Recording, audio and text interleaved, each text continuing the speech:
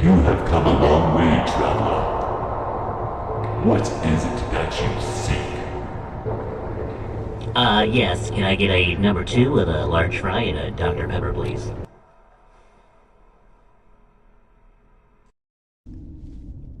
Alright, no man's high.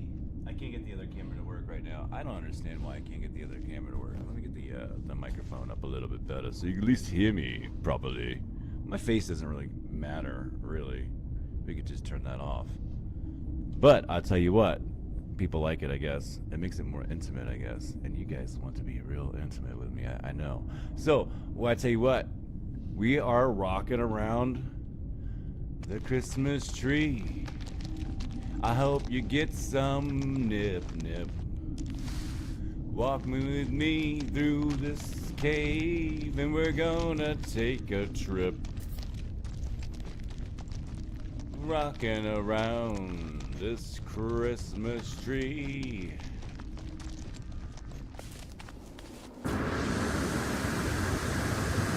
I think somebody's been hitting the nip a little bit too much this morning.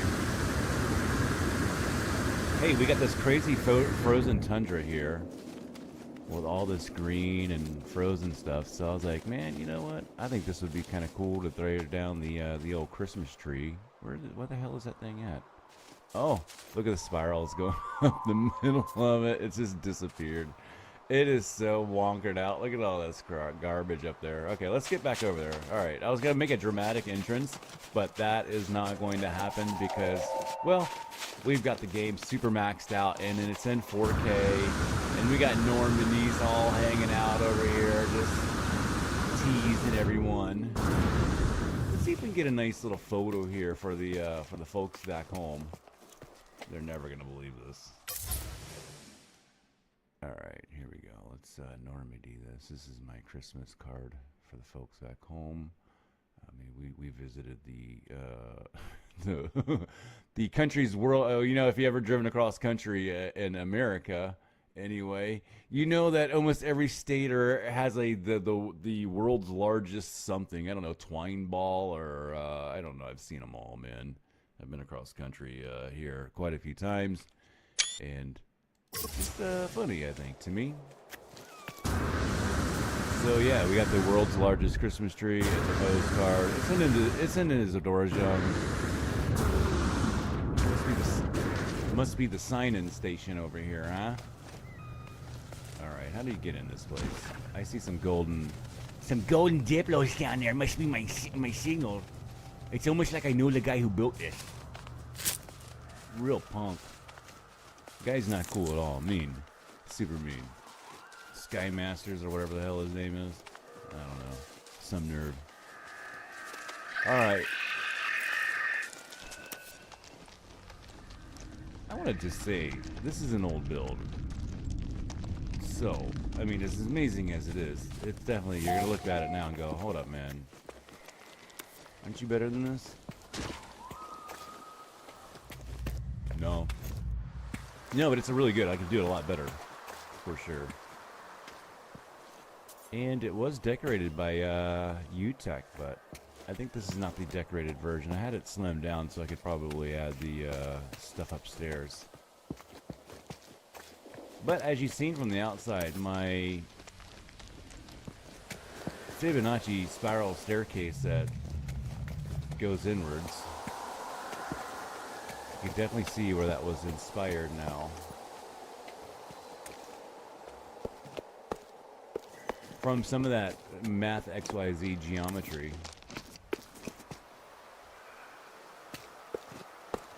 It could be done a lot better with different pieces. This is pretty lazy. I'm gonna sad.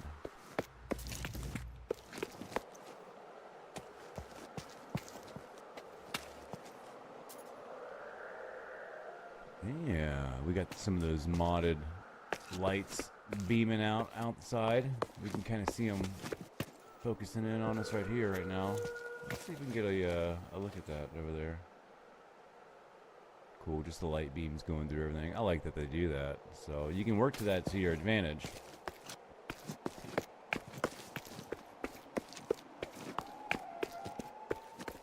This needs to be redone. Look at the garbage. It is straight up garbage. I'm highlighting my own garbage build right now. It's still amazing. I just think it's lazy garbage in my on my standards here. It's old. It was for a competition and we rushed it out, and I had UTech come in here and he decorated the inside, which really helped out on the tour, because if the tour would have looked like this, which is kind of boring, it's like, oh, a spiral staircase, oh, okay, big star and all this crazy stuff. The outside, well, it's still nice, but the run up is kind of boring. Hey, let me mind you, this is this is before the teleporters came in. I mean, we were begging for teleporters forever, so one of the biggest pivotal points of the game, because then we ended up with stairs like this. And what the hell is going on here? Alright. I tell you what, speaking of nip-nip, man, look at those damn nip-nip trees out there. Absolutely beautiful. It's so green. It needs a lot of red. So let's try and throw some red in there. Alright, what the hell do we have up there? How do we get up there? We got a lot of stuff going on up here. Alright, so this is Bizarro's capital build. We'll have to get into it. It's up, this piece right there is, anyway. The Christmas tree is obviously mine, because it's disordered, chaotic build is my specialty.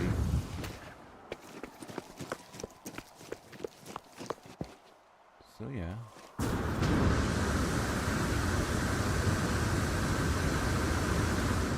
Yeah, that needs to go. That's probably hurting the build right there. But that's a cool entrance. I think that's a dope-ass photo. Let's go ahead and pull this back out. Now, that's a really, that'll be the cinematic reveal shot right here for the video. Now, just absolutely wicked. Let's walk in here and look at this thing. Now, as soon as I step onto this platform right here, this is not my build. This is Bizarro's.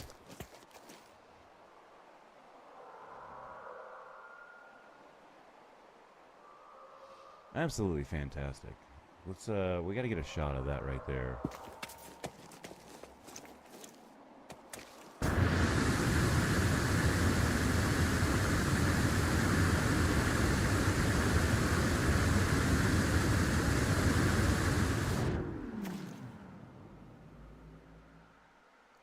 Yeah, there you go. You can actually get some justice here on this piece. Just drop the sun down.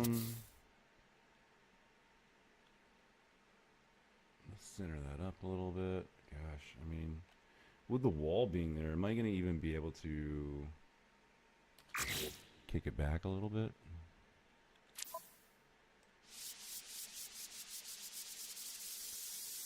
Alright, there you go. And that is the shot, if you ever seen the shot, I guess. I mean, does it get any better with contrast of any other sorts? As dark as you can. Guess so. Now, I bet you it'd probably look a lot better if we turn the light switch off and make it red. Right? Isn't that what happens? Let's get a shot of that here real quick here. Chking. What's it? There it is. Chink. I was waiting for my chink.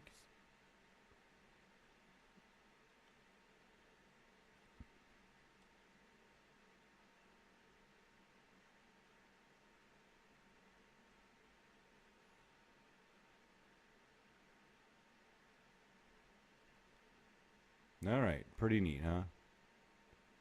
That's pretty cool. I think so. We learned a lot from this.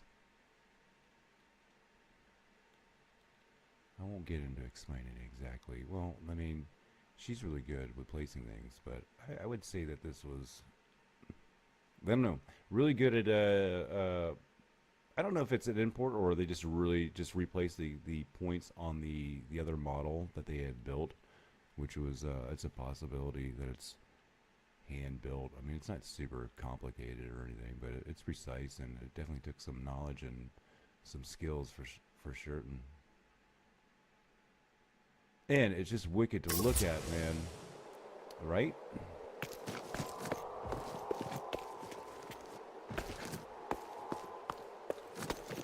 Stunning and beautiful. No, I don't know what happened to Bizarro. They seem to just kind of, well, I mean, I fell off too, and I've changed my name, and I get it. So, I was going to say, I don't know what happened to them or why, but I know why.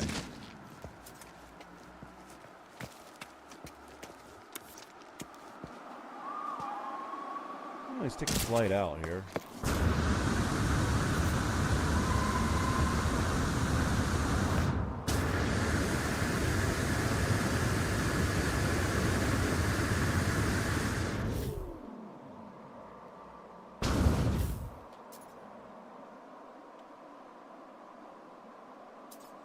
Christmas tree, star, Bizarro, build, crazy tour, 4K. Can't hit that 60 because my machine ain't built for 4K at 60. But, you know, it's not a really competitive game, so I think it's just fine. And a lot of my shots I want to slow down anyway, and I feel like this almost like it's almost like forces you to do like camera stabilization yourself as I'm playing. I mean, I'm more conscious of it. It's a little bit, you know. I damn sure wouldn't complain until I was gaming, not trying to shoot somebody.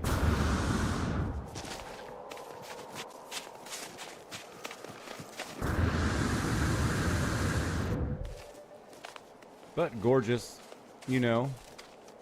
Just playing around with some build stuff. I don't even know where my count is at. It's got to be up there because the game is definitely struggling. We're super modded too as well, so I mean, let's just slam everything at this thing and put it in 4K, right?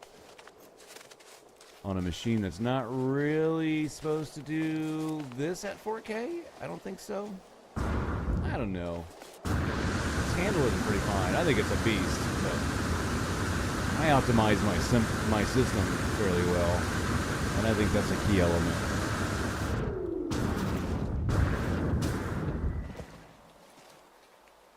Alright. These guys are sexy over here. Let's go to the picture. Is it on this one that I was at? It's on the very tip. Let's play just the tip over here real quick. And get one more photo to end the whole shoot here. Oh, there we go. And I knew that was going to happen. That's really cool that that's there. All right. Okay, so I was right. There's a mod for ships, and it has a summoner and a ship file. And for some reason, I thought both files needed to be in there, but you just need the ship summoner, it looks like. So, little key for anybody that's using the mod stack out there with the ship summoners. Summoners. Alright, we'll do some flybys here. Let's get the tree out of the way. Who cares about the tree?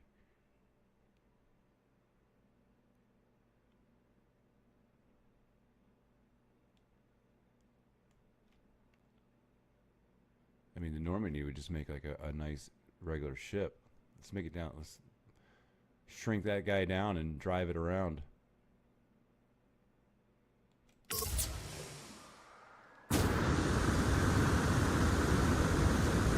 Alright. So since we got these ships going, let's go take a look at them real quick. This video will be all over the place. Like, it's way too much stuff crammed into one video, man. It's like 3 different builds and a whole bunch of ships and 11 different mods with 33 different special ships.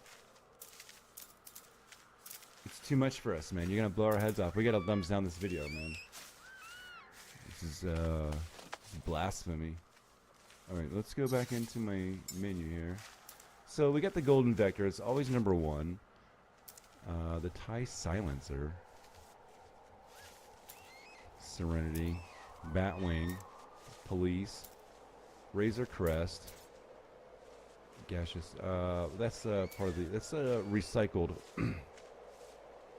Recycled graphics from the game. A lot of it is. The modders seem to use that.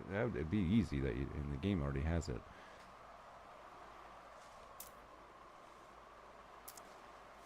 Corrupted drones. Droid TIE Fighter. Droid TIE Fighter. Okay. Jedi Starfighter. What's that look like? Okay. Where do I? He's just throwing his hands up. But I can't.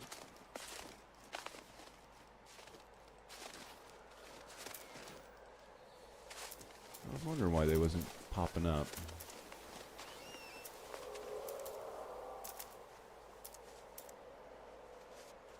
Milano.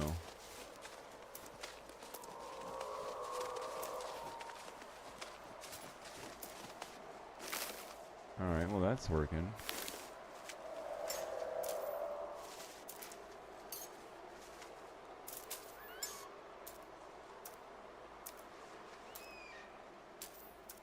Alright, well there must be some, because of the menus or something. Probably something with the parts mod. Because it goes in the same folder, and I would imagine that there's some kind of mix-up going on, and if we want to see them, then we want it's one or the other on that. I would imagine. I can probably, you know, take those off and on and confirm that here. All right, now that I've gone off on that own little tangent, we're not going to look at ships because I'm not understanding what's going on there, but I would imagine it has something to do with conflicts in the mods. So it's a game of take off and put back on and see what happens there. Look at the spiral staircase going up. Incoming storm. Time to get out of there. Hey, we're gonna go check out some worlds. Let's go check out some worlds.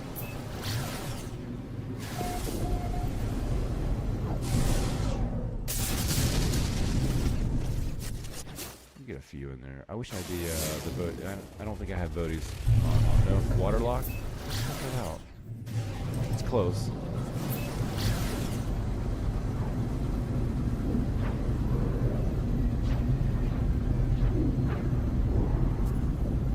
Yeah, and if just for those wondering, they're mostly mods by Woody Montana and then Brit Free. So, if you're interested and you're on PC and you're ready to take the game to a whole new level, I suggest going over to the Nexus mod site and checking out those two guys.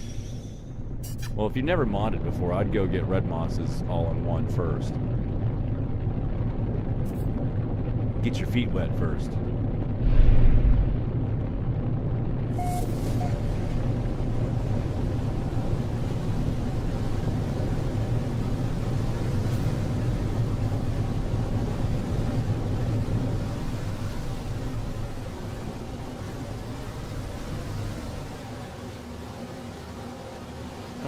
See if we can find some land down here. Couldn't see a damn thing from out there. Is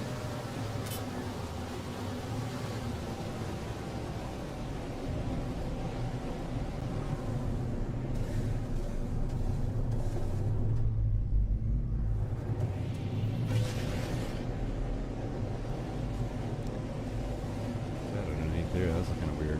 I see something off over here. Weird flutter in the graphics. Just me? Let's pop up.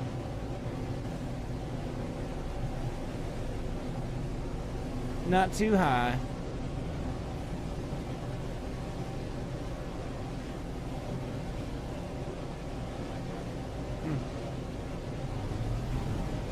Hey, an a shooting star show out over the water might look good.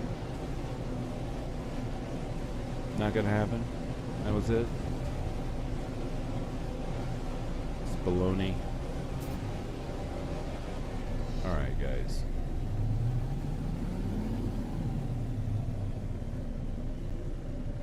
I just don't see anything out there, man. You guys see anything out there? There's no hope for anything. Nothing out on either side. Yes, I like to hang upside down like a bat and check everything out. It just seems to be better for me. It did say waterlocked, or whatever it was. But there's something down there. We're gonna land. And we're gonna see how deep the rabbit hole goes. It's like a personal goal of mine. That's what this whole video is gonna be about. What the heck is on this water world here? Can we find some land? Alright, let's stop joking around. And let's find a piece of land down there. That looks like scattered lands, right? Oh, yeah, because I can see the shiny bits. So we don't want it quite there. We want deep water. I want a piece that's almost on the edge of there. That looks good to me right there.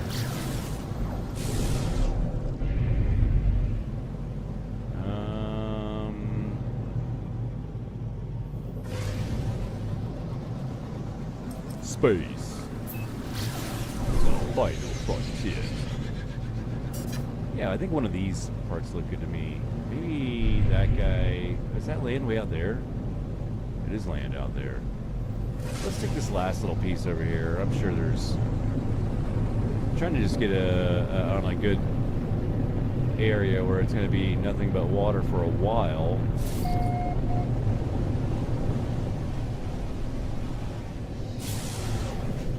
I wish I could turn the other camera on too. That side view, it shows my biscuit neck. I look like a giraffe with a biscuit neck.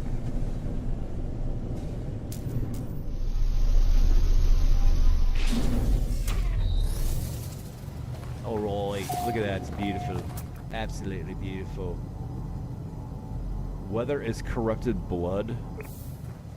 Mmm, sounds yummy.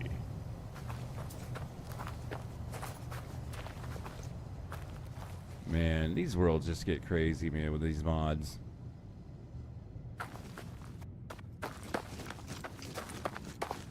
Absolutely bonkers.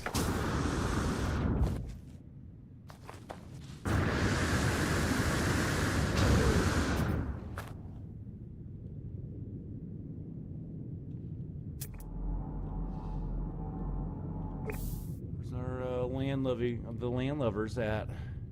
But I'll check. Oh, we gotta get a little sunrise here too. You know. Oh no! There we go. I like to see the color change. Let's see what we get there.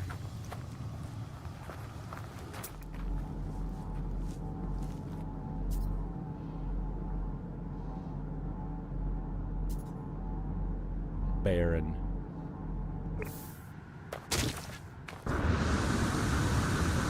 All right, well,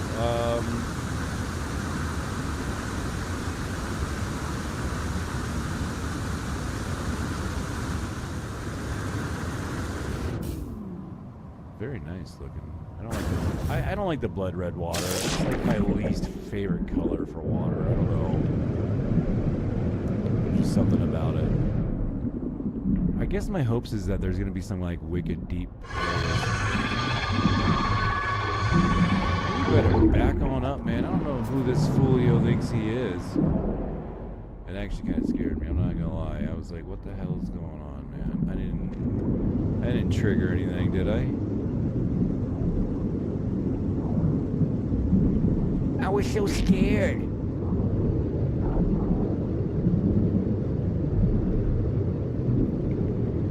Alright, so what I'm hoping for is some deep, deep, deep. We're going deep, deep. That's what I want. Now, I think I've seen, like, with the mod, was like 200 and something. So, I don't know how far we can get, but, I mean, we're at a place called Waterlocked, or whatever the hell it was called. So, I felt like I had high hopes, and it turned my whole video into something else. We're gonna try it out, guys, and see where we go. Hey, it's 1:14. I mean, you're already impressed. And that's open water. But it's smaller though, it doesn't count. Let me tell you something about mods, man. Mods for this game kind of take the regular game and just change the mathematics of it. All the same art. A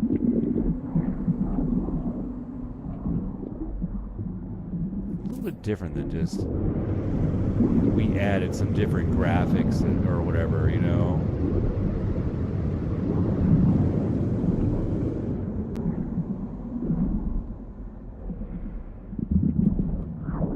It's big. I mean, these aren't small, and we're deep. Deeper than anything you're going to get in the game. Vanilla. 140. 144. Yeah, I think it was 208 or 216 or something like that. I got a video. Deep dive. Gorgeous. I wish it wasn't red. But with the big red nodule glowy things, it's kind of working. I mean, if it's going to be red, be red. And coming from the green Christmas Christmas tree present place, whatever, the Christmas tree. Oh, look at that. That's stunning coming out into this. How deep are we? Still fairly deep, man. It's going to be 100 plus.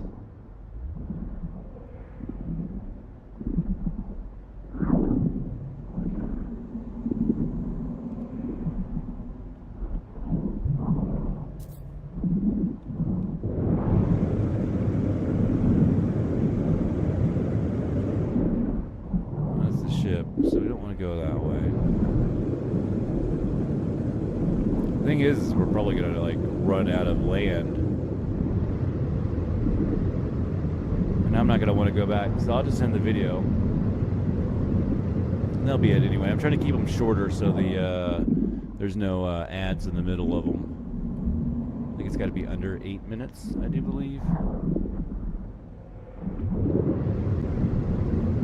YouTube's auto pre-roll is already bad enough. I'm going to try to keep it to a minimum for you guys. If I can. I have no timer down there either, so I have no idea where the video is at in length.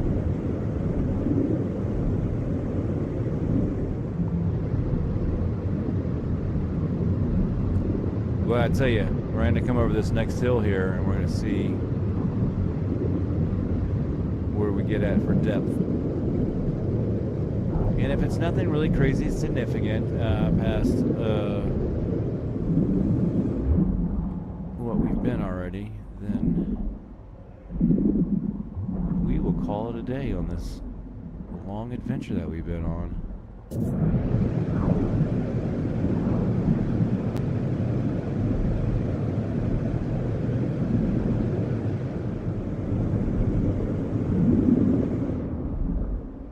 To be epic. I want to come over the hill into some crazy valley looking thing, and I want it to look epic.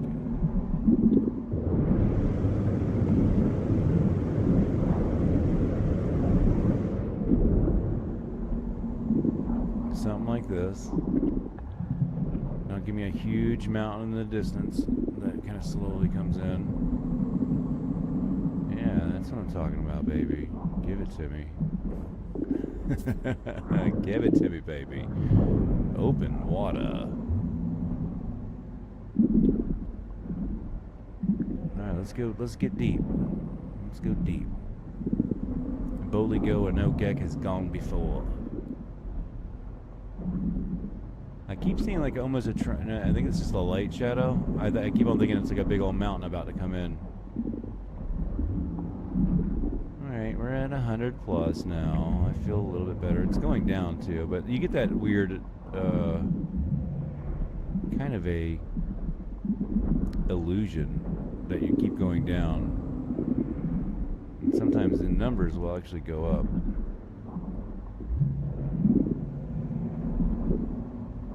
There was a spot in Oregon on top of the mountain that had this stream. and like it forced the perspective to see the stream going uphill, sort of. People would argue. I thought it was cool.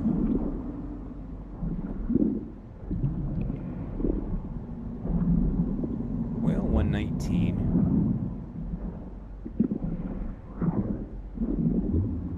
We've got bragging rights, but I mean, we're not calling up Guinness Book of World Records or anything. That was loud in my ear. I'm glad it didn't go off on my ear. I'd be bleeding. Alright, one more little down spot here. We'll see where it takes us. We're at 120. I see it drop off right over here, but I think it might be a fool's gold. No, maybe not.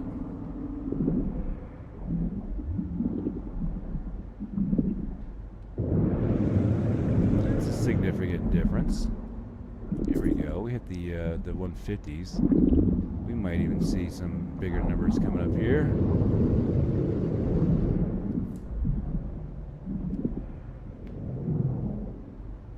150. Which way do we go? We go. Oh well, there's caves don't count. Caves do not count. Even in the modded. I mean, well, we're modded. I guess it doesn't count. But I try to keep it open water. But there is a cave right there at 158. We're a little bit deeper than that. We could say it's 166. I mean, we're gonna go up and over. Let's go to this little cut right here.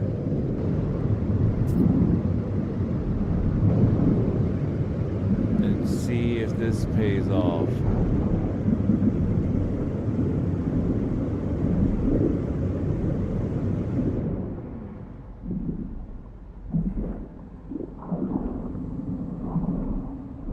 .66 is still the record on this planet.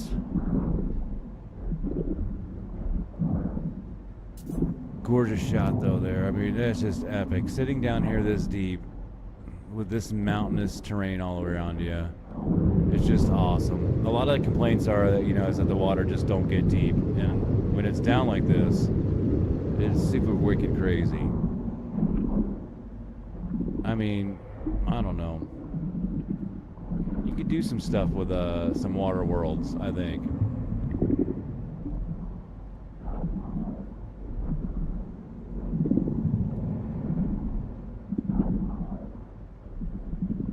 .123, and we're coming up over on a big hole up here. Could be fool's gold though. I fall into the fool's gold trap all the time. That's a big old drop off there, folks. That's a huge drop off.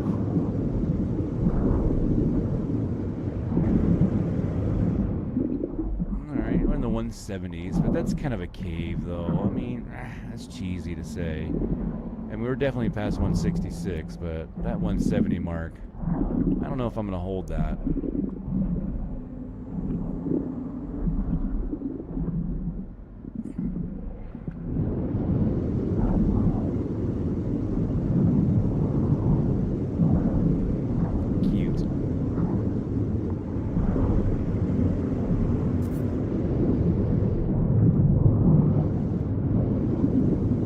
Folks, I think it's a possibility that it might be here, but I usually, if it's going to be super deep, I kind of hit that spot a little more quicker, more often. Am I back out in that same area? I just turn around, or is it a new area like that? No, it's a new area, huh?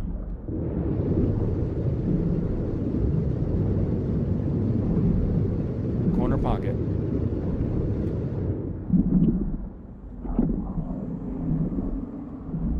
I thought there was a hole there for a minute. Yeah, it's not even past 166 there. But you got a fool's gold drop off right up here. That's a big drop off, man. For already being at 166 or 150. Alright. So we'll probably hold 170 down here, I think. Alright, 174, 5. Yeah, all right. Okay, I feel better. I feel better. This is where I start going, okay, that's impressive. You know, 175 is impressive. Doesn't beat the record.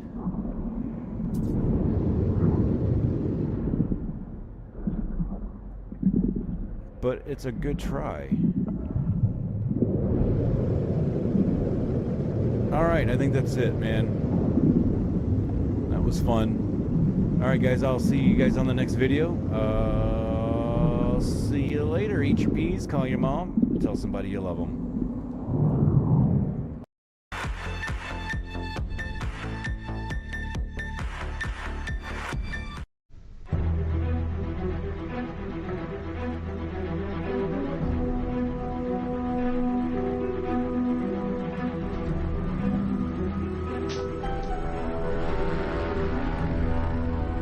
I'm on a fantastic journey to look for the origins of life. I shall be travelling not only around the world, but back in time to try and build a picture of what life was like in that very early period. It will be a journey full of wonders. Parts of it were unknown until only a few years ago. In 50 years of program making, I've been lucky enough to explore the living world in all its splendor and complexity. Now, I'm off to explore the origins of all this, to look for the very first living creatures that appeared on the planet. In recent years, scientists have unearthed dramatic evidence of what those first creatures were like. We can also find clues in living animals. From the moment they appeared to the time that they took their pioneering steps on land, we can deduce how animals acquired bodies that move, eyes that saw, and mouths that ate. And we can understand how those first organisms laid the foundations for modern animals as we know them today. Hello, old boy. How are you? Including you and me.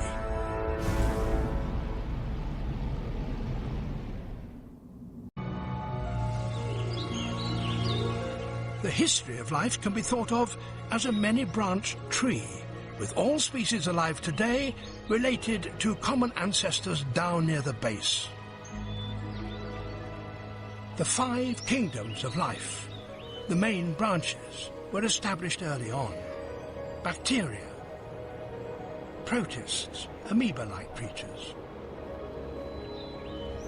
fungi, plants, and animals. That, for me, is the most fascinating question of all. How and when did they first appear?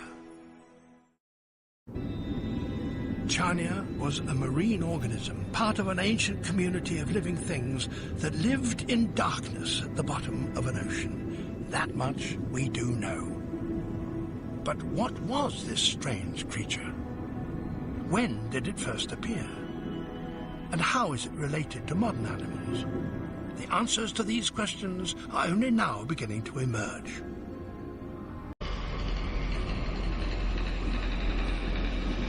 Charnia is more than 8 times older than the oldest dinosaur. It lived about 560 million years ago. But compared with the age of life itself, that's nothing. Before Charnia and other complex organisms existed, the only living things were microscopic single cells.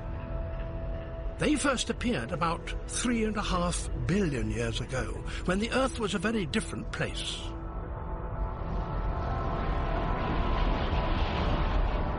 The early continents were still forming. The days were a mere 6 hours long, because at that time the Earth was spinning much faster on its axis than it does today.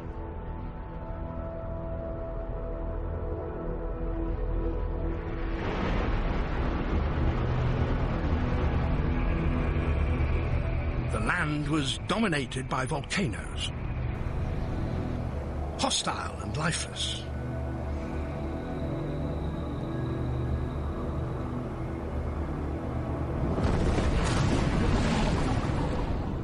But deep in the oceans, life had begun. The latest theory is that chemicals spewing from underwater volcanic vents solidified and created towers like these, and this produced the conditions needed for the first cells to form. Some of these began to harness the energy of sunlight, just as plants do today, and formed colonies.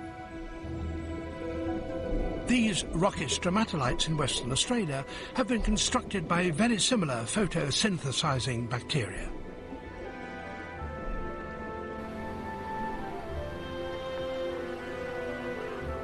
Others managed to survive by extracting nourishment directly from the environment, like the fungi and animals that would later evolve.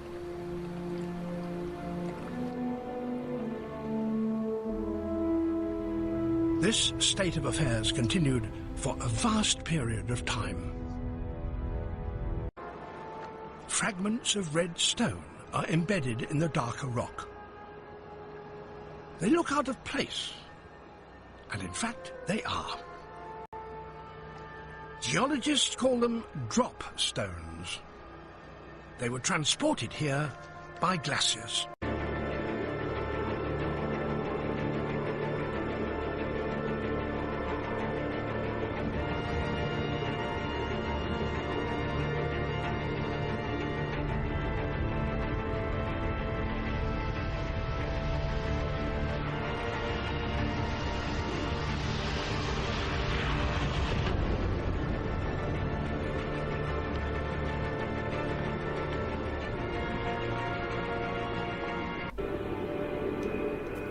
Life was nearly annihilated before it had truly begun.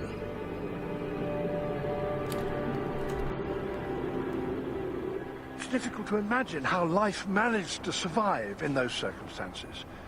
But survive it did.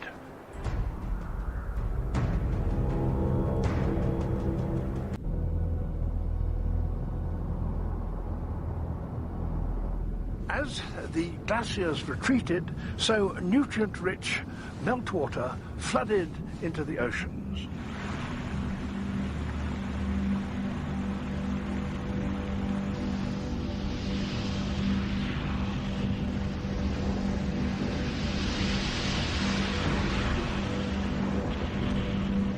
For the surviving cells, this flood of ground-up rock was a bonanza.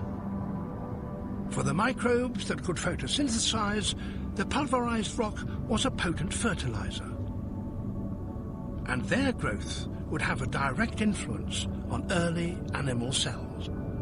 Cyanobacteria and other oxygen-producing microbes began to bloom across the globe. These flourished in colonies of plant-like microbes that pumped out enormous volumes of oxygen. And it was this increase in oxygen that was the key to the rise of the animal kingdom. Now, simple microscopic life had the fuel it needed to develop into something bigger.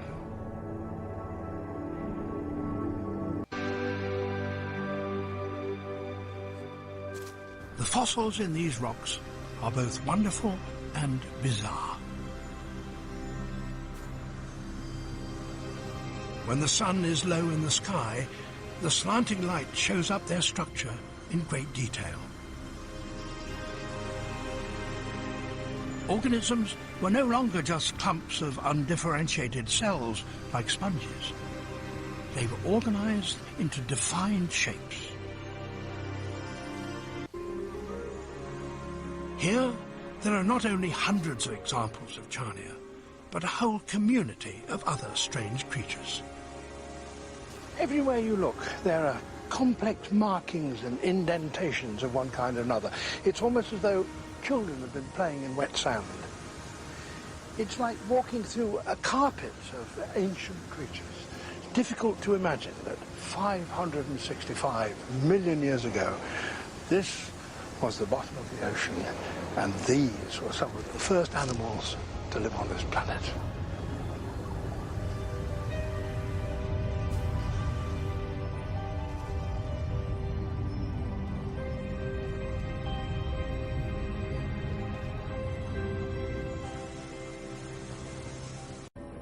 And then, over hundreds of millions of years, mountain-building forces thrust the whole seafloor upwards to its present position on the coast of Canada. Dr. Guy Narbonne is a world expert on the fossils of Mistaken Point. This new mobility was only made possible by a major change in the layout of animals' bodies. When we get to Ediacara, we still have some of those beautiful fractal-like forms that you see in Mistaken Point. But in the Ediacara Hills, we see something very different. And that is, for the first time, you see a blueprint for all animals from then on, including ourselves. So now this is something you'd like to... The modern animal body plan is called bilateral symmetry, that had developed in this way. It had a head and a tail, and so it moved in a particular direction. It's quite likely that they had sensory organs concentrated in the head. This head demonstrates that sensory capacity had evolved. It was able to sense where food was likely to be on the seafloor, and therefore clearly had a mechanism for actually moving towards that food. Bilateral animals like Sprigina had another advantage. Between the head and the tail, there are numerous segments. So these animals could increase in size by simply adding more segments. What is more, each segment could do a particular job. Once you start to move, you develop a front end, and that becomes your head. And you also, by definition, have a back end, and in between, segments on which you can add appendages. On that basic pattern, you can add further features. On the front end, that's where you need sense organs, eyes, feelers.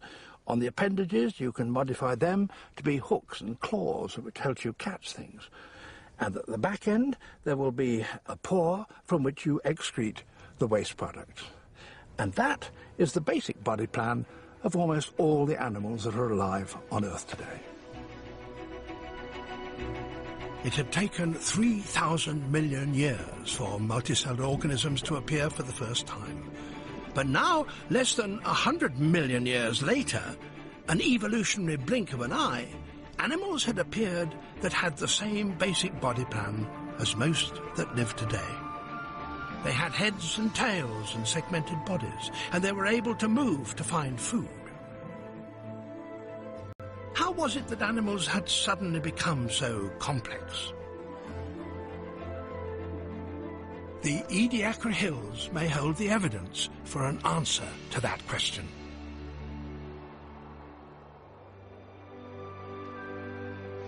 Living organisms don't live forever.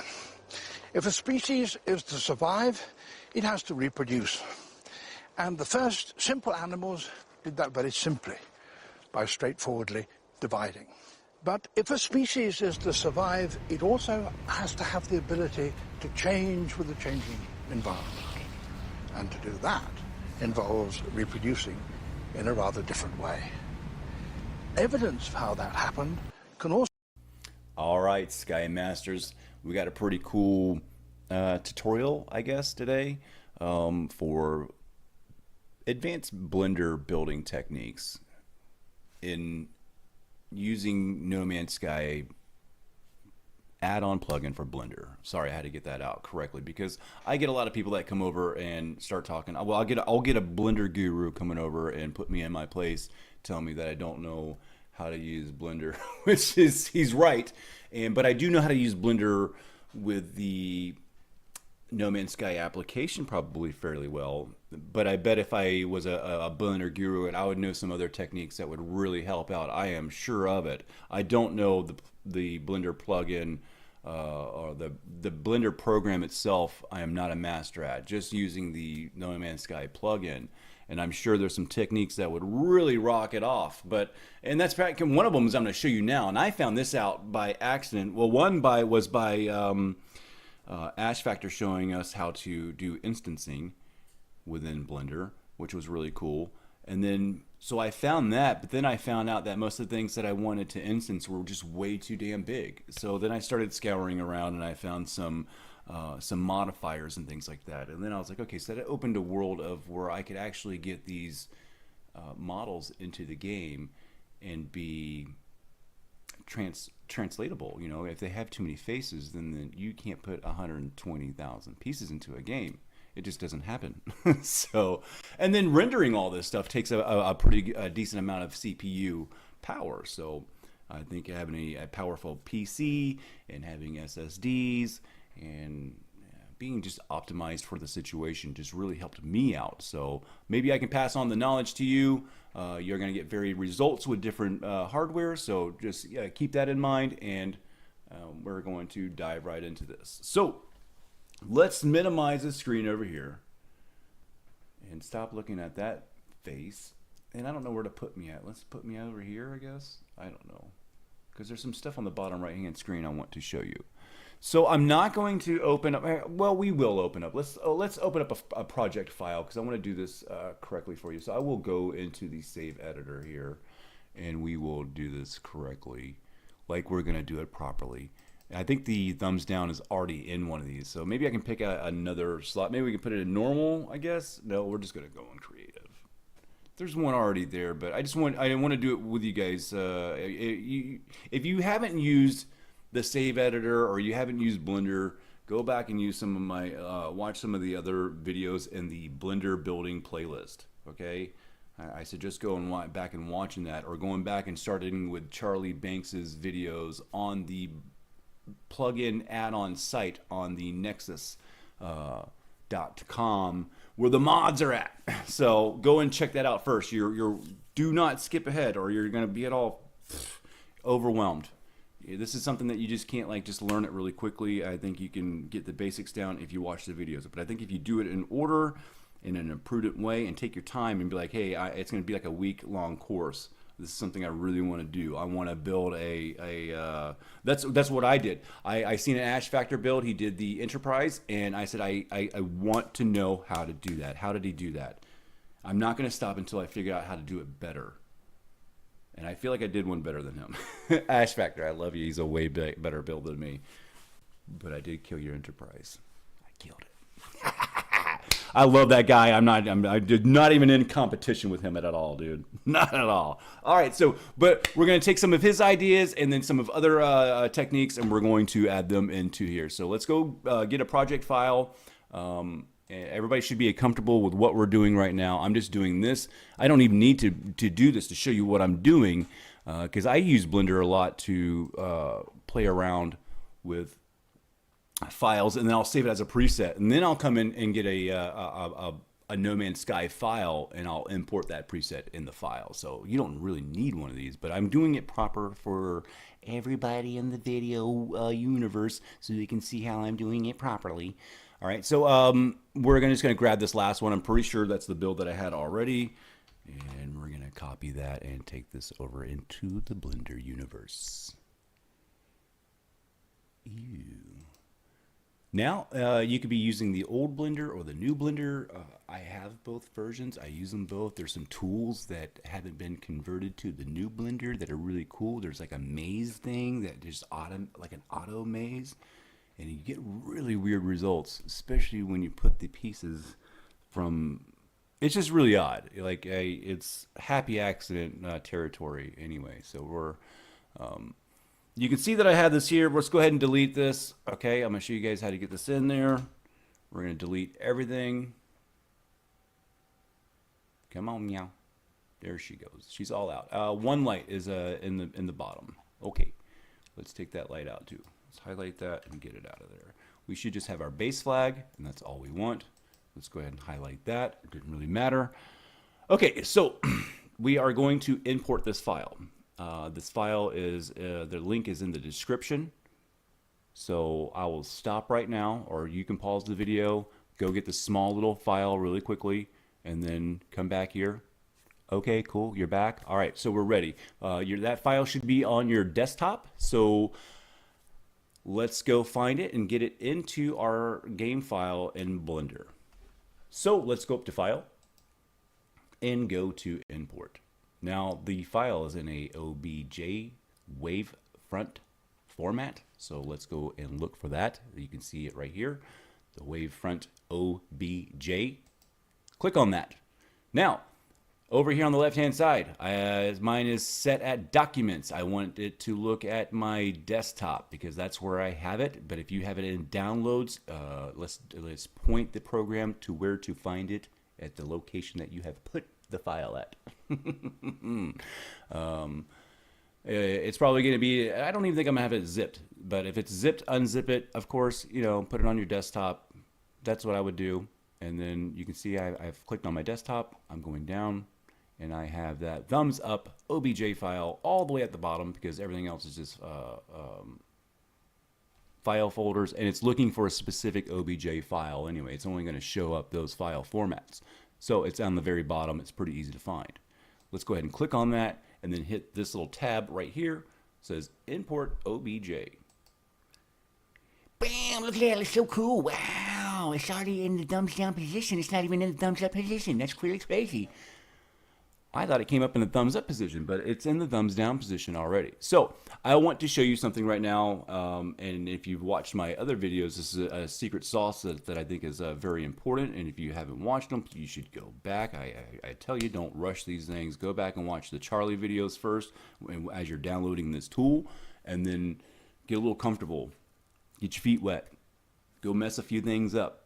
Then come back. You know, make a new save, experimental save, and play around for a little bit and get used to it, and then go watch the basics video that I have, and then come back to here, and I think you'll be super comfortable and ready to really rock the world. I mean, I'm almost tired and done with doing this, so I'm gonna give out my secret sauces because I've kind of fizzled, and I'm not really finding things interesting anymore. So I want to see what you guys are doing out there, and maybe I can help somebody fulfill their fantasies within No Man's Sky like I did.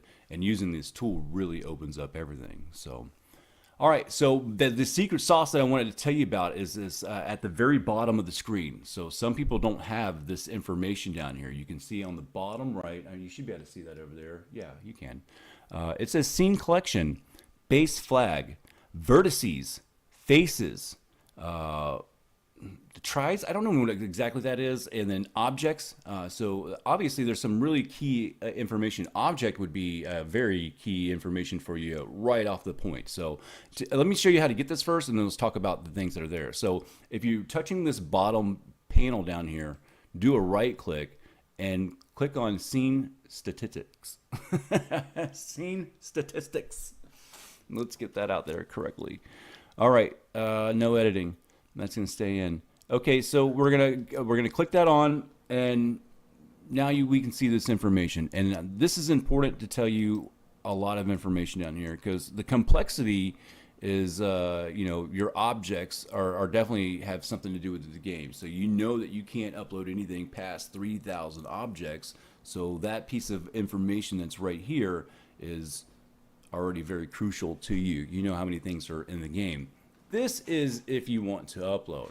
See, sometimes you might not, I don't really care about uploads. I just want to check out some piece of artwork and be able to enjoy some VR crazy things. As you can see, you can build whatever you want and duplicate things and replace objects. I'll show you how to do all that.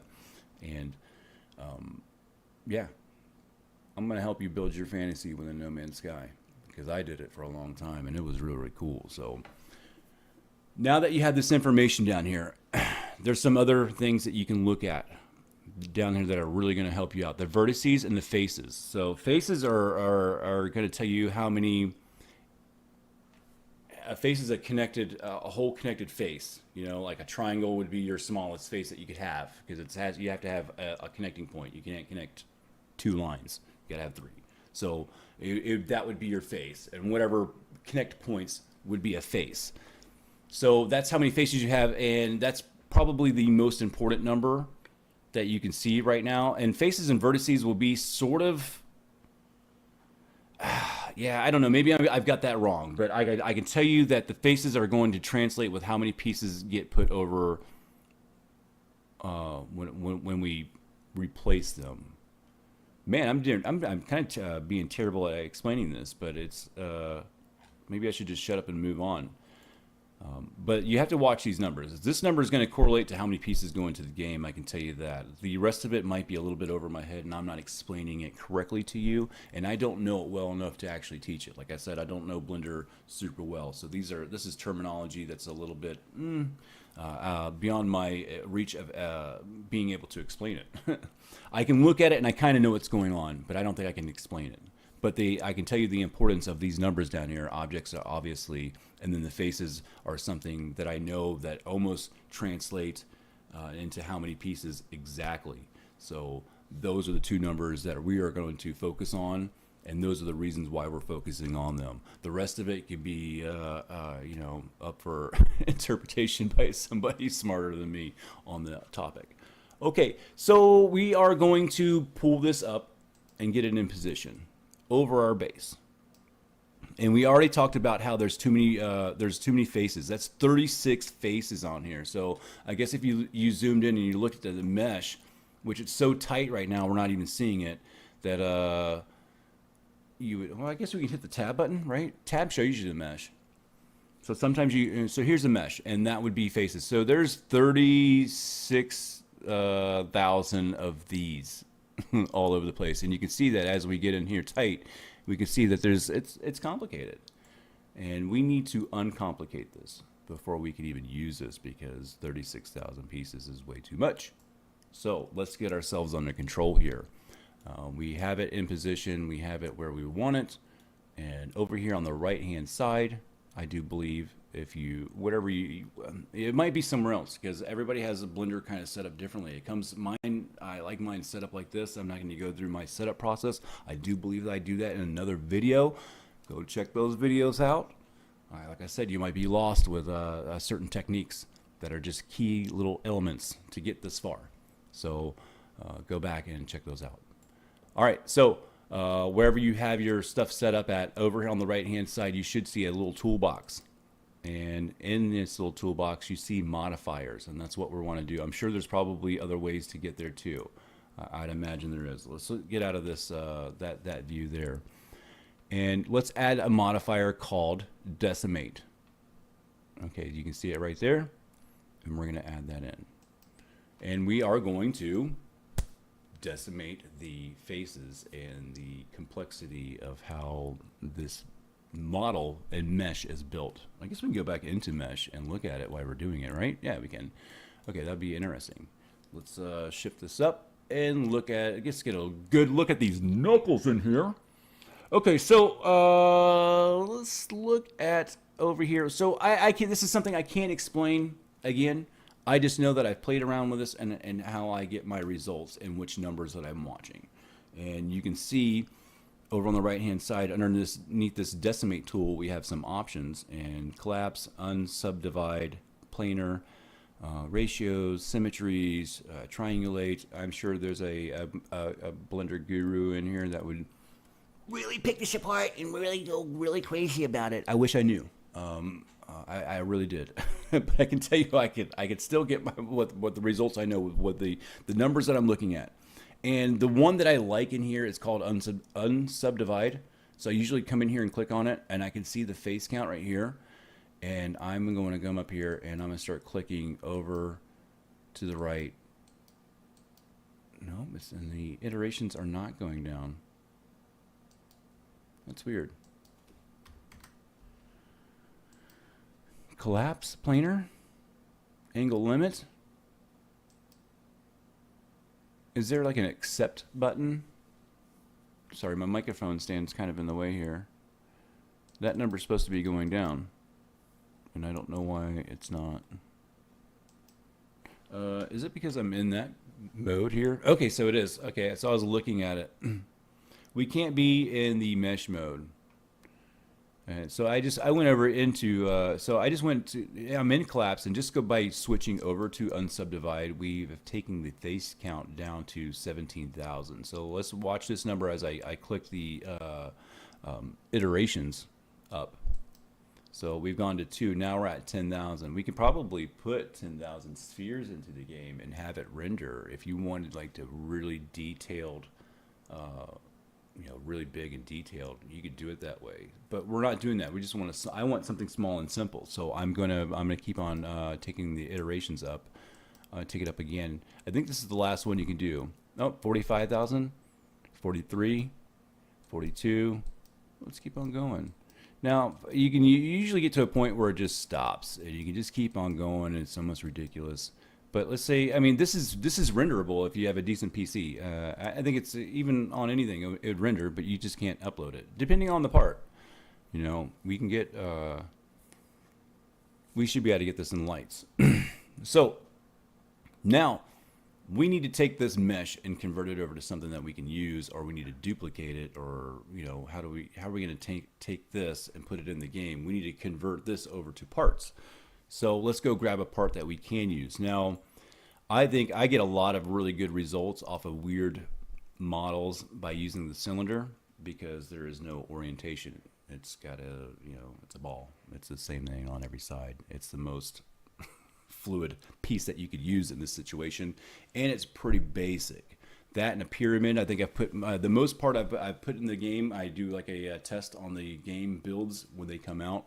I use the pyramids as my the piece that I've always used since the beginning, and I know that piece has gone down. I used to be able to put like 15,000, maybe 15, a little over than that. It's kind of hard to tell, but you can put like, you know, I'll put 20,000 in the game, and I'll look at my build in there, and I'll go like, okay, so 30% is not showing up roughly, you know, or some kind of number like that, and that's how I get my estimate of what the game has done. And it's gone downhill.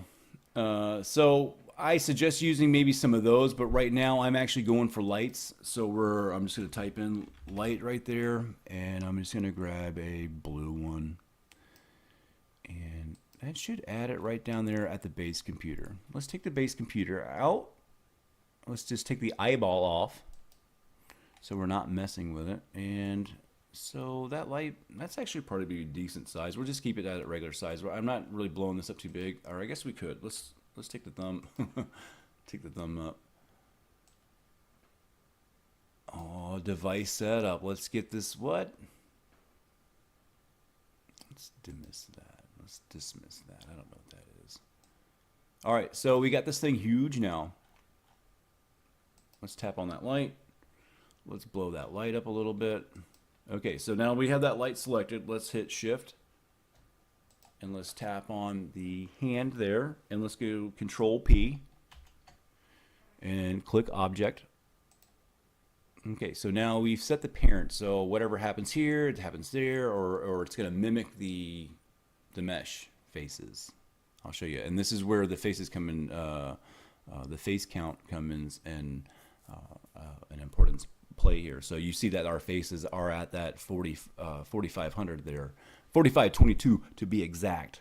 So now that we've set it to parent, we're going to go back over here to this little tab where we use the decimate tool, but we're not using the decimate tool. We're going to go right above the decimate tool over here to this little box that has it says object properties right here, and just click on that. Now we're going to scroll down, and you see a little tab here. It says instancing.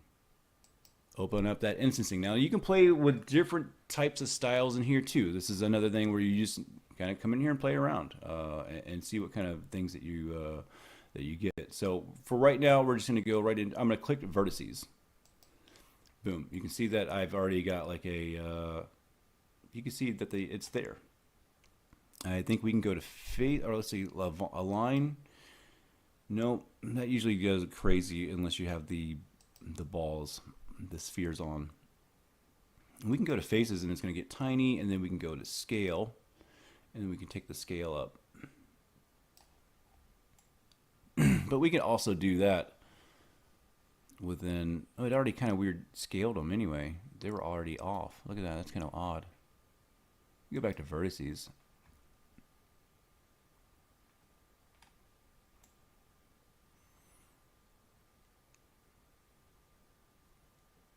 I don't like that. I think I decimated it too much.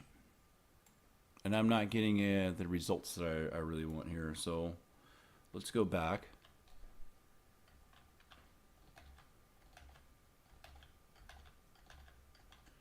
That's okay. We got our light still down there. And let's go ahead and just click on this object here. And we're going to go back into my unsubdivide and come back to reality on this 5153 here. And let's try this out. So let's click on the light here and let's redo this whole thing. Click on the light, shift, click on this, hit a control P, hit object. Now let's go back over here to our tool and go into vertices.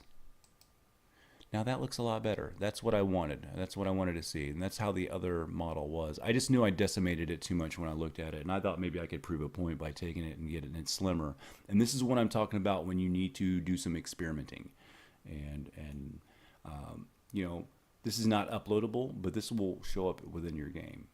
Okay. Now all we have here is these little ghosts. These aren't really in there. If you look over on the right hand side up in this top plane, we don't have any pieces. There's nothing to export over here. There's nothing there. So we need to make these ghost pieces over here that we've created real and in the game. So what we're going to do is down here at the bottom, or it could be at the top, no matter depending on where your layout is at. I notice I see some people using Blender, and this is at the top. So it is object, apply, make instances real. All right, once you click that, you'll see over here in this top right hand corner, or wherever your part count is at, that you have a bunch of wall lights here, and there they are, boom. And they're real. Why you have everything highlighted, you might as well just take this and pull it up. You're almost where the other one is at. You could stick it right in its place if you want. And then we could just touch the other thing and delete it. Nope, I just touched a light. Let's touch that. All right. One light's not going to kill the model here. All right, so we have our thumbs down in place. And now we just need to export this. All right, and there you have it. So there's the how to import a model and be able to manage it, and what numbers that you need to look at, and then how to manipulate those numbers to actually get this model in the game. Now this is a very basic model, and it was very easy to get this model down to 5,000. Some you can't get there. So the Statue of Liberty, I had to do the whole Statue of Liberty. It took like 15 minutes for it to render and put all those pieces in there, and then I had to highlight the pieces that I wanted to delete. And then, you know, you don't just delete pieces in Blender. They got to like unmathematize itself. I'd have no idea, but it took a while. It has to render it or under render it. I have no idea.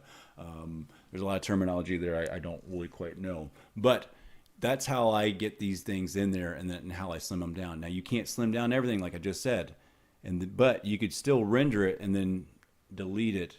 And it's a you know, it's a labor of love and maybe sometimes waiting. So, you know, you go cook some dinner, or you got a project. That's what I like to do. Or you know whatever you got to do. Go do some laundry. Hit the buttons, or while you're walking back and forth. So that's it, man. This is the elusive thumbs down button for YouTube and for all of the rest of the social media platforms that are stifling freedom of speech. So, yeah, I think that's a cool technique to use, and this is very powerful. And I think you can see that you can use this with a lot of different ideas that you have, and techniques, and mix them together.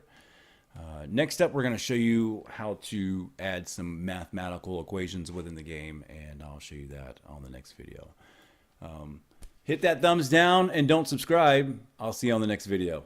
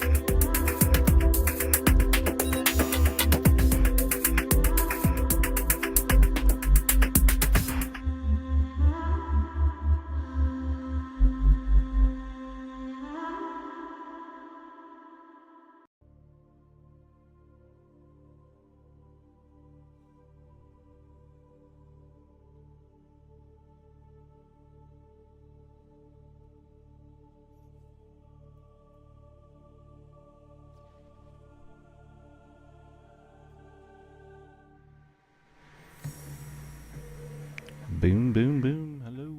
Yo, yo, yo. We're going to do something. Who knows? I don't promise anything.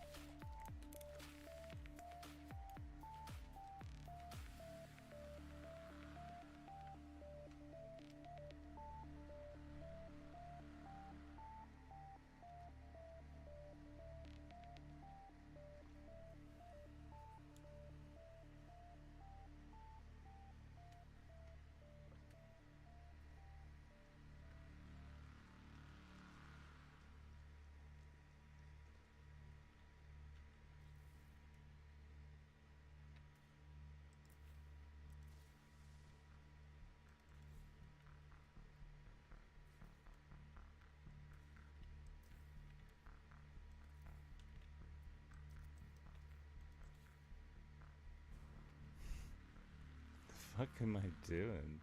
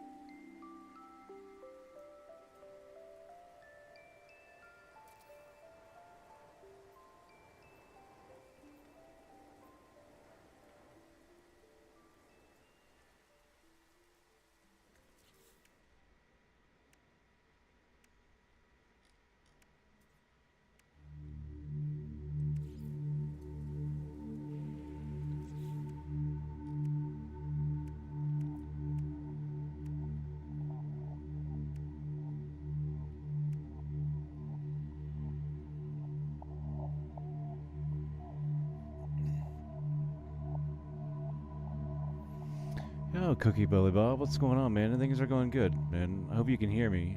Looks like my level's alright. I can never tell. Music too loud? Voice okay? I'm doing good. Nice to see you. How are you doing, my friend?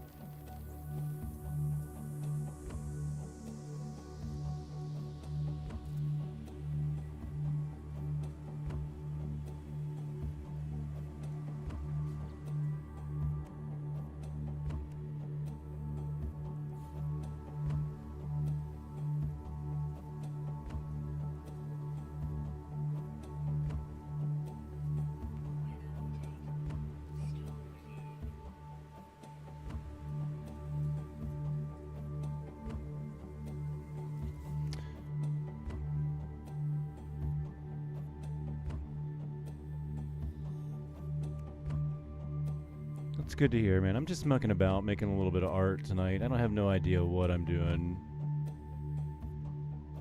Maybe great. It'll at least be something interesting to look at. It'll be something Nan has never seen before. I promise you that.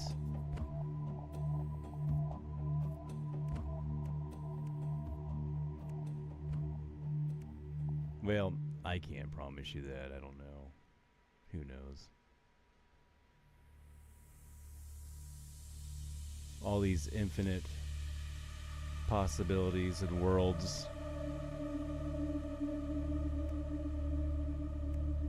Some lights look good maybe, huh? I don't know, maybe some of these things. These little hex lights here. Disco balls. That's gonna get crazy though.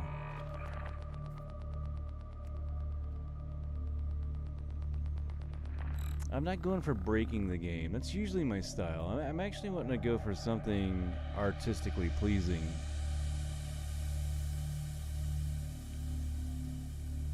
It's my goal.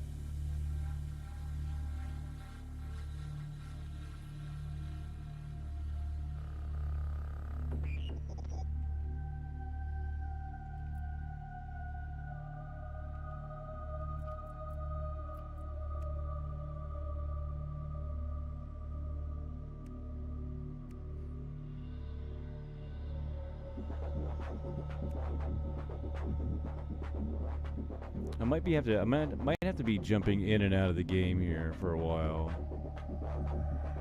Do some testing. I like these 4 parts that I originally got right here. I think I'm gonna stack these all up together and start making like a sphere or something. I know round things, but this looks gonna look different. And then I'm gonna have an opening, and we're gonna go inside of it, and then I'm gonna have maybe something inside of there. If willing, if the powers to be grant me the permission.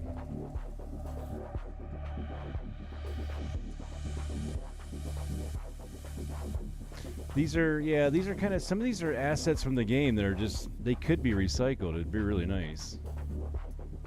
Winter TP takes this art and puts it in here.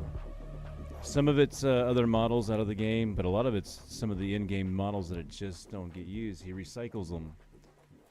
It's brilliant. Alright, I'm going for my ship here.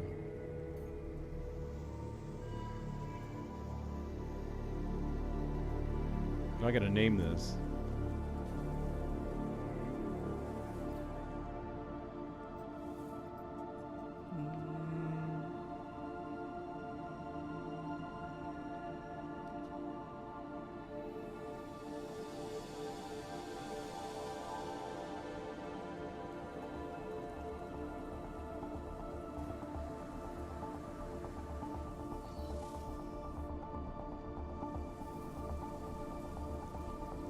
I'm recording this, so I'll do a kind of a time lapse from this video here.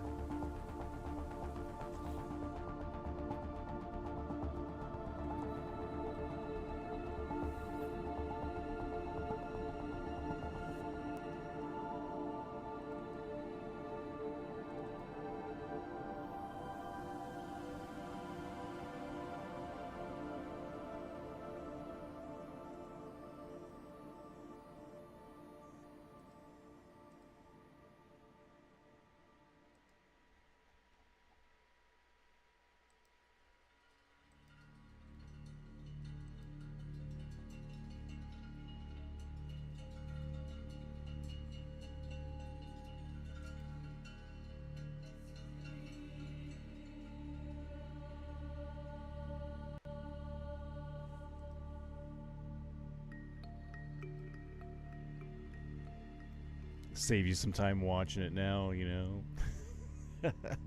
Not to try to get you away. It'll be up later, though. It'll be the quick version. It's always good to see you, Bob, though.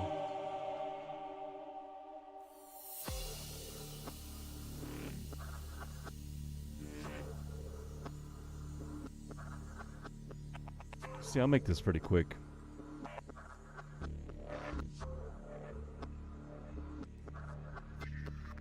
It's my first day, though. I forgot how to work this thing.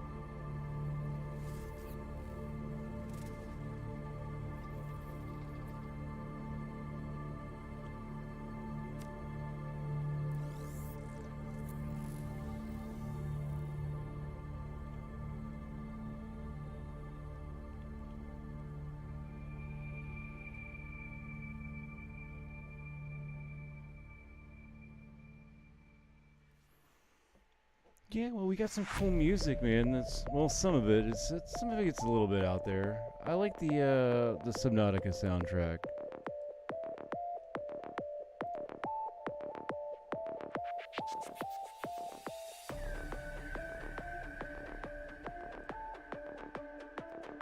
It's not bad. It's got its moments.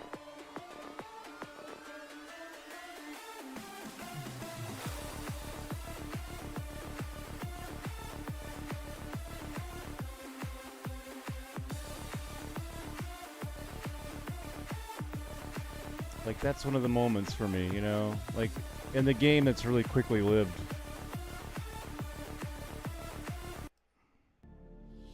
I tell you what, we go to some more chillin' beats, man. Well, I said it's Simon. I already wrote it in the description. Most of it's pretty chill. We'll go back.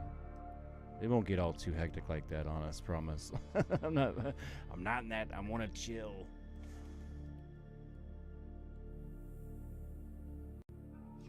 It's just good for streaming because, you know, game music doesn't violate any other rights. Usually it doesn't.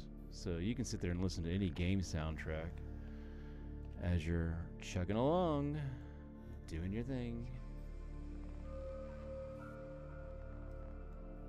It's gonna get bunched up at the top. Maybe we should do... Okay, I know what I'm gonna do here. How about like a... full on like that.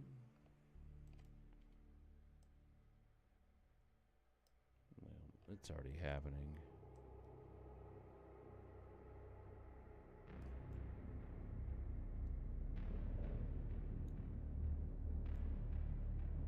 So maybe I could just grab the outside of this here.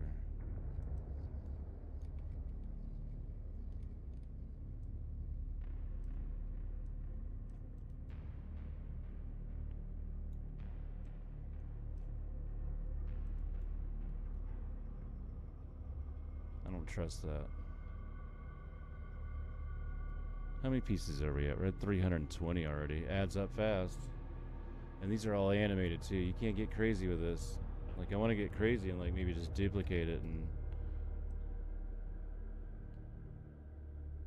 maybe spin it. Let's go individual. Let's make them individually big, right at the spot right there.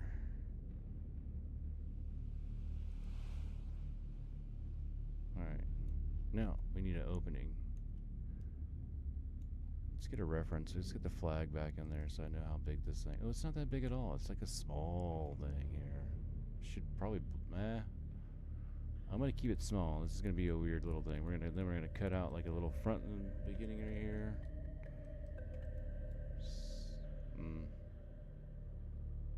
Maybe something better than that, huh? What a hole in the top.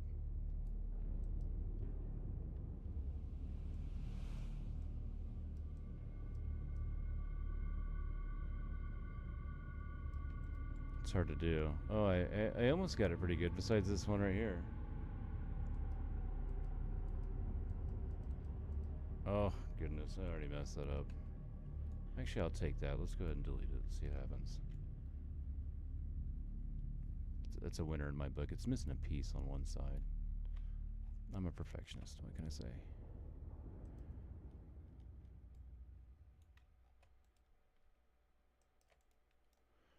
Turn this sideways. Ooh, not like that. Let's go back to median point.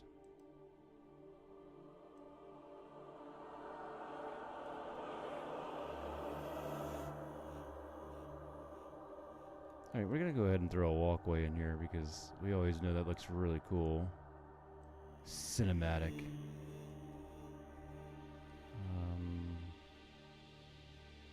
I don't like the way this thing changed too.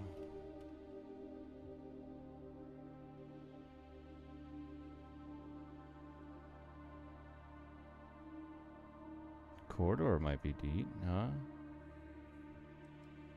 Is that underwater? It just attaches itself to the wrong spot. That looked really good.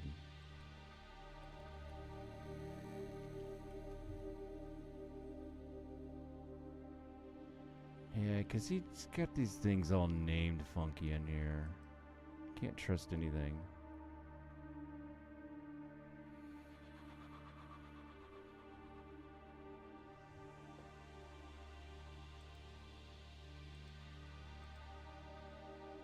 Alright, I'm just gonna lay down some floors and we're gonna go back in here and take a look at this. So then I'm gonna put something weird on the inside. Another piece of art of sorts, who knows. This is just the building structure? Question mark?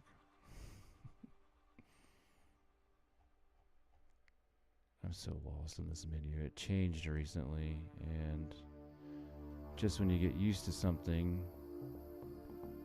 being in a certain order,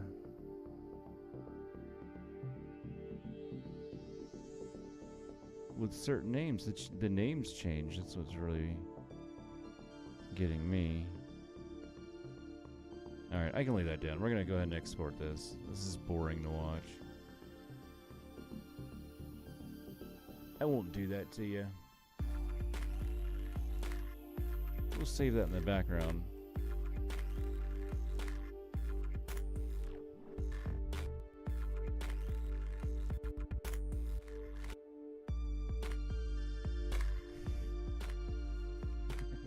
Some 80s breakdancing on cardboard outside of the movie theaters.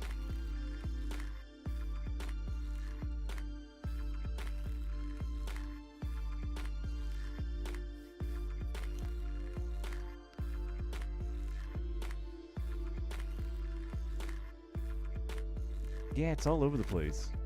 It's a neat album. Here, I'll swing it over for you. It's Simon Chilinsky. Yeah, you can look him up. I mean, He made the. I mean, I think some of his music. Well, Subnautica is a great game, man. That peeled me away from No Man's Sky for quite some time. And Simon Chalinsky's music in that game, especially with the way they're queued up at the right times, at the right moments, it was done very well. The guy's a genius with sound. But his own music's like drum and bass, which is good, but I mean, I don't know. I mean, he does this so well. I don't know. I guess it doesn't sell. You get a bunch of old people listening to some calm, chill music. I mean, really, yeah. I purchase albums like this.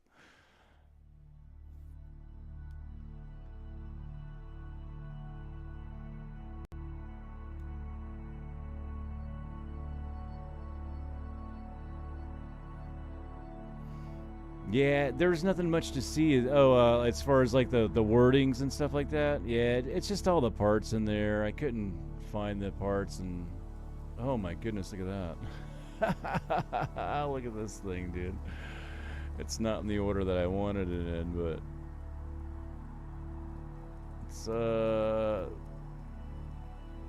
it's the music is cued in really good for this moment. Let's go inside.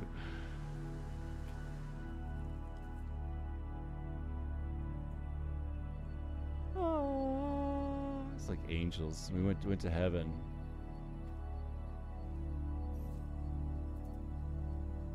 Do this in VR. Start throwing up. I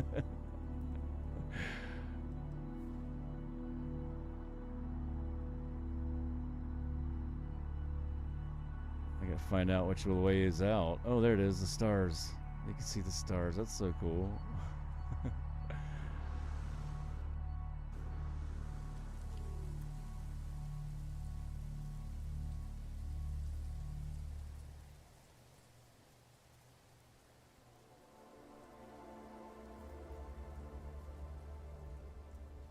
Yeah, no worries, man. Always nice to see you, Bob. Thanks for stopping by and saying hi.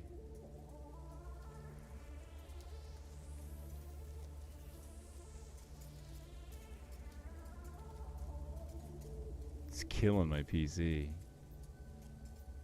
Struggling. It's like, help me! Help me, I'm on fire! It hurts!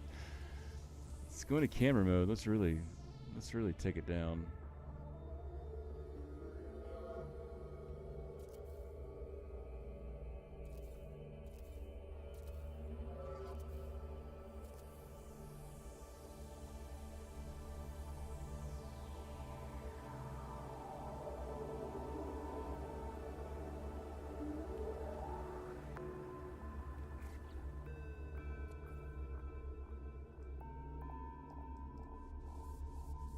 Oh, that was quick, man. No, we got a delay. By the time I realized you were gone, you were probably back.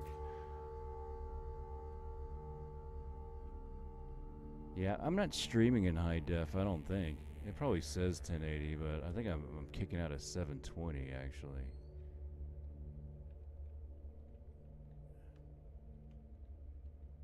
Get that photo op right here.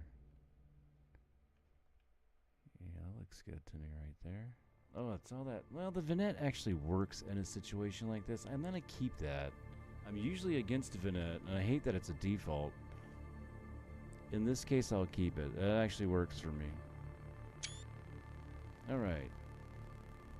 Photo mode.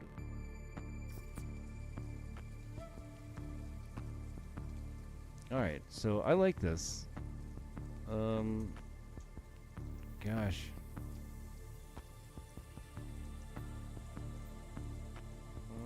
Trying to think how I want to approach this. Sorry, yeah, it's a lot of parts. Can I handle more? Can I take the settings down? Try to squeeze some more life out of this thing. I don't think it's gonna work no matter what I do.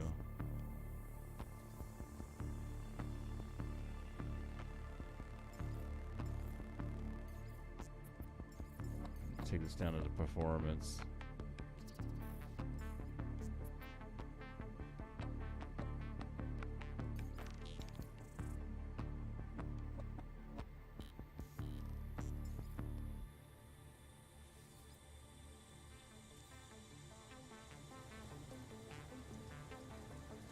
Helps a little bit. But it looks like doo-doo. Sorry, guys. Not to offend anyone. This looks like doo-doo and it's like that. Alright, we got that rain falling down. We're going to go ahead and come in. We're going to come out of this. Let's go ahead and save. I picked a worse spot. I'm going to grab something else here. We're going to push this a little bit more.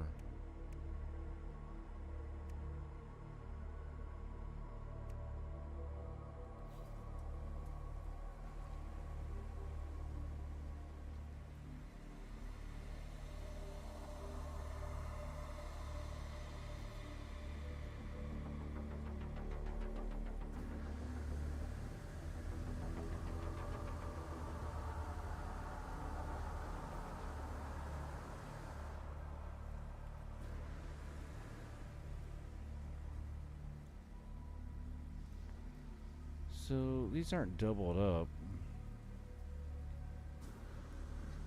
So see, the real bad thing about working in Blender is, especially when I'm kind of like, I'm trying to do this fast, you know, is that they're just represented by these little blocks, and I have no idea how they are really orientated. You get good accents, like,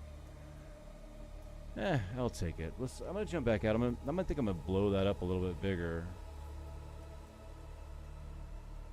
And then come back in. Let's go ahead and just throw a floor down here because it's easier for me to do. And then something else too as well.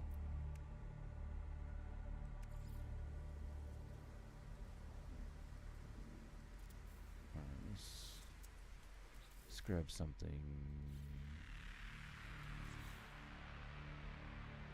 Firebush? Firebush.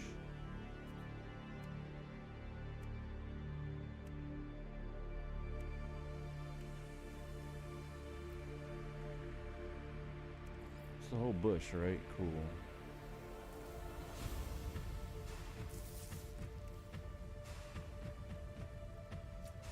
What happened? It all shrinky dinked on me.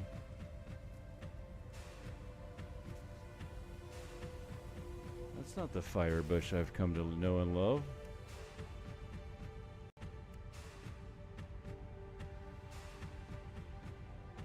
Gave us a rinky dink version. What happened? Thing went limp on me.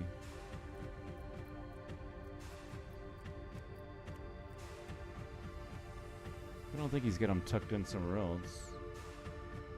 Farming. Well, that's sad. That thing looks sad over here.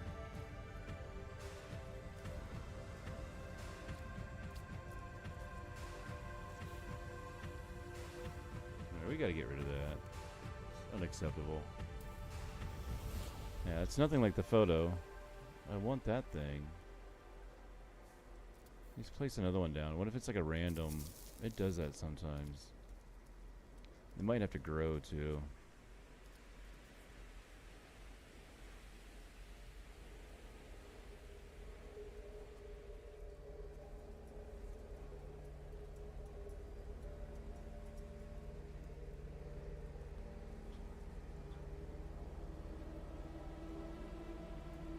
Oh, good old Planet Crafter. Yeah, I tried that. That's still in early release, right? I played that one a little while back. Good old Planet Crafter. I'll have to go back and see what kind of progress they've made on it.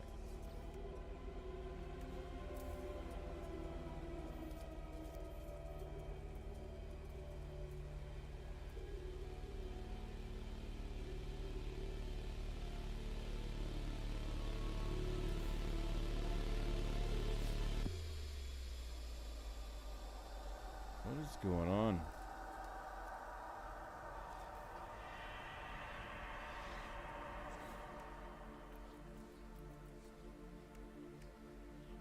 It's not liking it, Captain.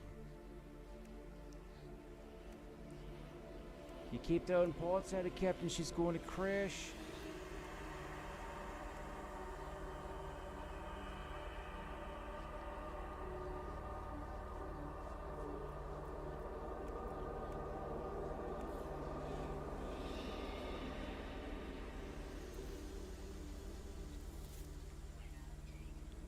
now the storm wants to clear.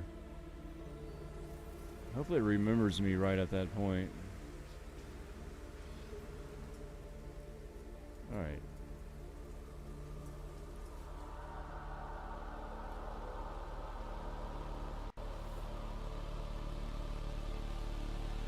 We're gonna clean this up.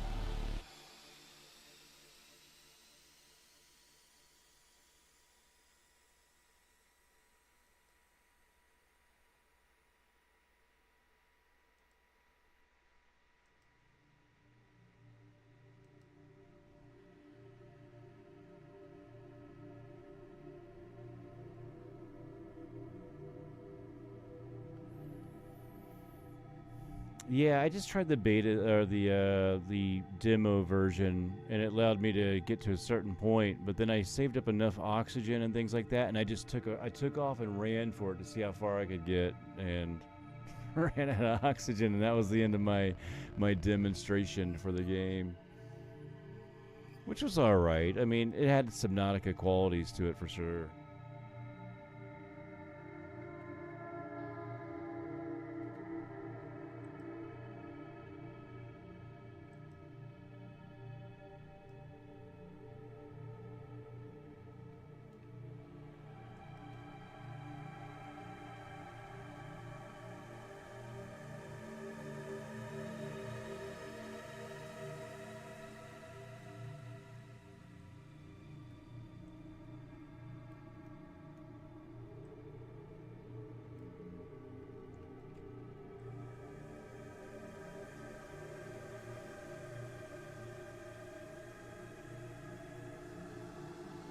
This is horrible.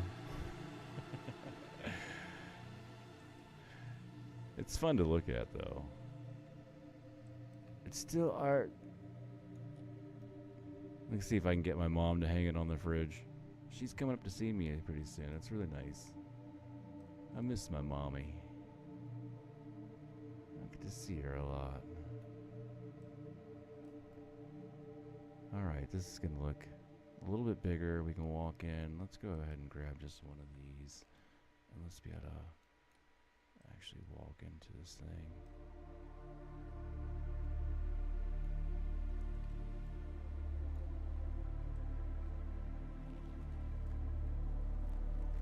That thing is all cattywampus in there. My goodness, they just don't build them like they used to. There's no attention to detail.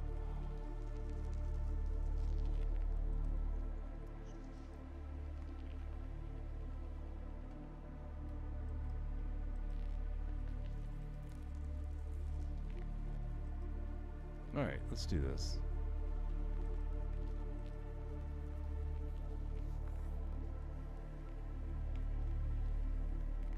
Yeah, I'm all for checking it out. I should write it down. I got so many sticky notes over here.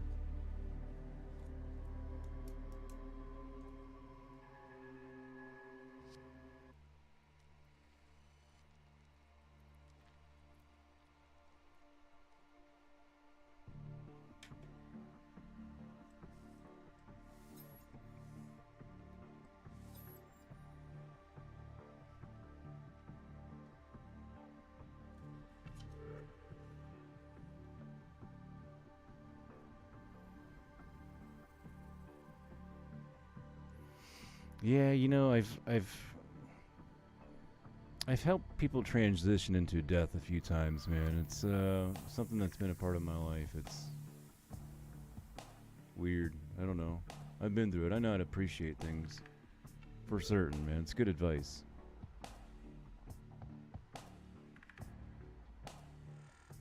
Takes its toll on the living, though.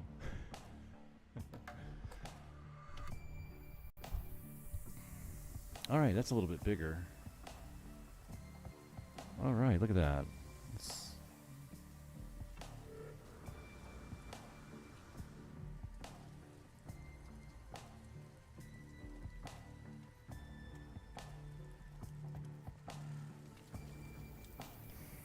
Whoa, this is crazy, man. It'd be a lot better if it was all perfectly lined up and symmetrical. This is not that bad, though. The actual structures done pretty good. It's this cattywampus stuff out here. And this entrance is missing that one piece to make it. I knew it was missing one piece, and I was like, well, it's probably not an important piece. Well, it was an important piece. I can probably erase this one down here, and then it would still look symmetrical walking in. It'd look like a doorway. I'm afraid to try to do it in here. It'll erase everything. Yeah, this floor. It's actually, you can see it now. It's not blinding in here.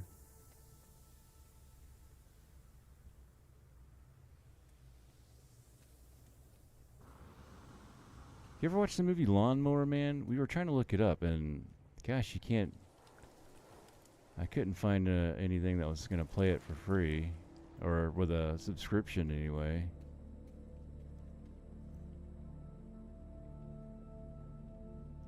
I was telling my wife about it. She has never seen it before.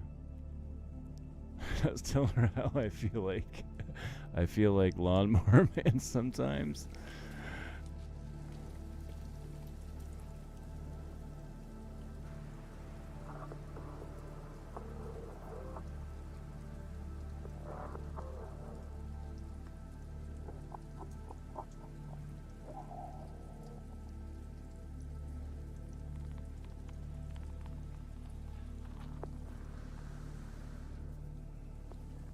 Man, the rain is killing me.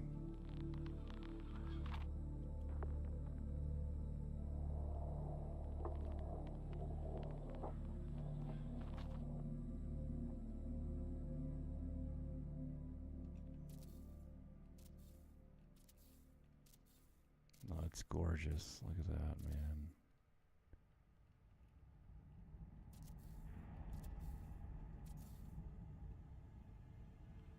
And I don't care. I'm about to go kill the frames. I can't take a dirty picture like that.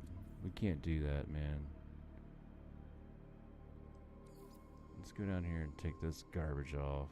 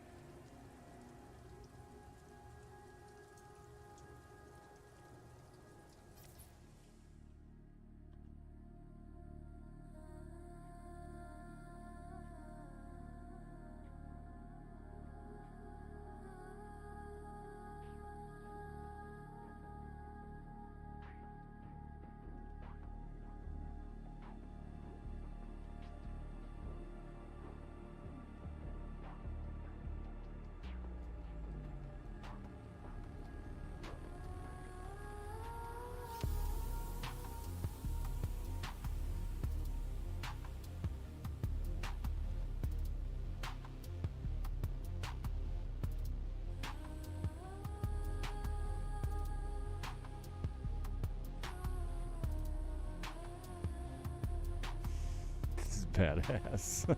I'm not gonna lie. I'm actually impressed with this. I'm impressing myself. It's the music. I think it's the music that was all. This is just kicking it, man.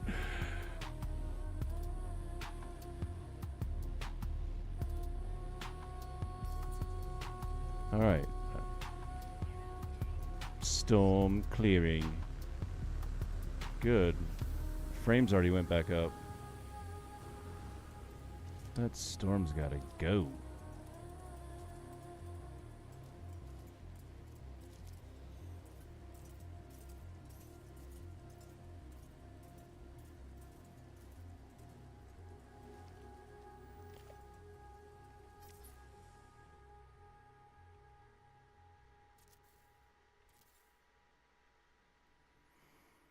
Just another day for little Gek out here, you know?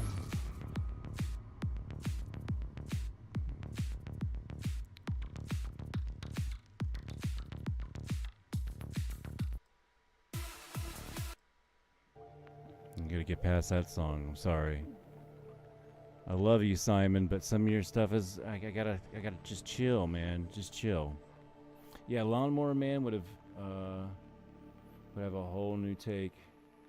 if remade today, that movie goes back a few. Yeah, definitely, man. I was saying that too because we watched the preview for it, and I was like, this should be redone. This movie needs to be redone.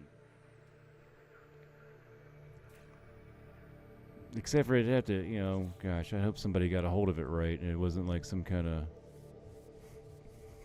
poorly, you know, all the budget goes into computer animation, and no budget is spent on good actors. You know what I'm talking about. Alright, let's go back in here. Let's take these clouds out of here. It's too stormy. Take that, Vanette. There we go.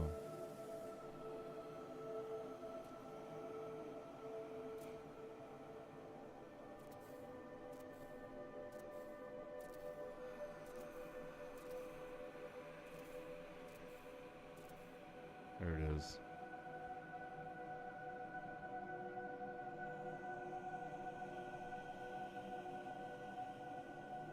Beautiful shot.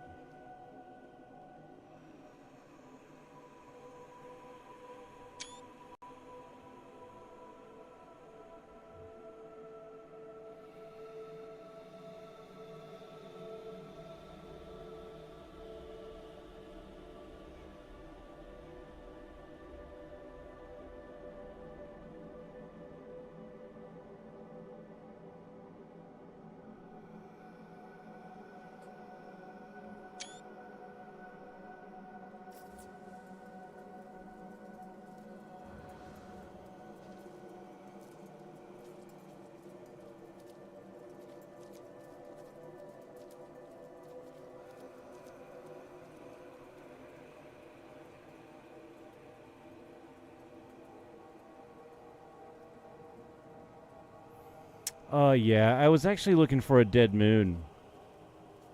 Other than the one at my hub. And then this was a moon with star bulb on it. Some kind of a... There's 3 different paradise planets here at this place.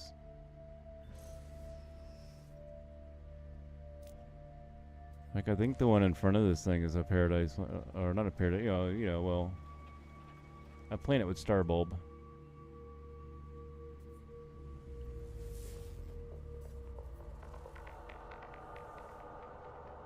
I know there's like a Earth-looking one. I think it was a high-energy planet, though. Used to be able to get some more information out looking at a planet, I think. I feel like I've lost my ability to guess well.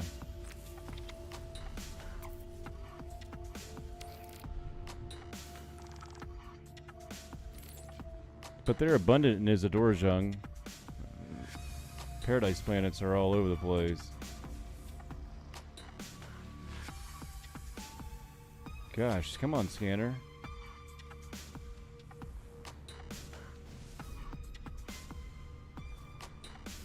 The moon on the other side, I think.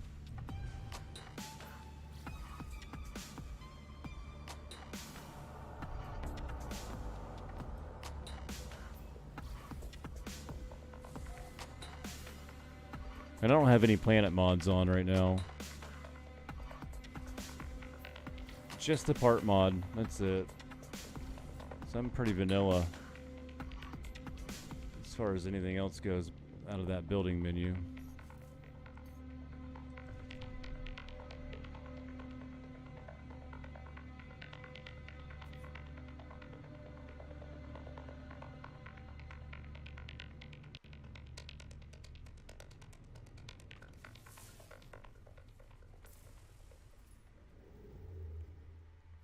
Which was pretty odd anyway, because we're in such a weird...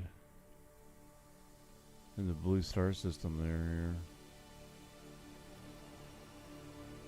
Let's go find a couple paradise planets. 1,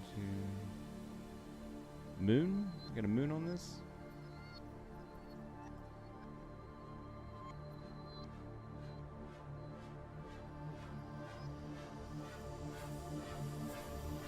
There'll be something there.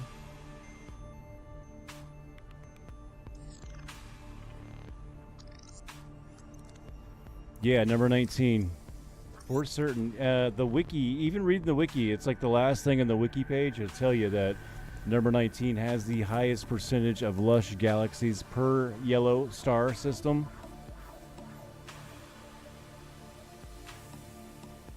Oh, yeah. Isadora Jung, or however you say it. That's how we say it. That's how I say it. We, as in me.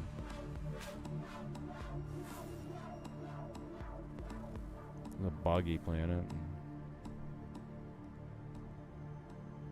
Is that my dead moon that I want? Maybe close enough.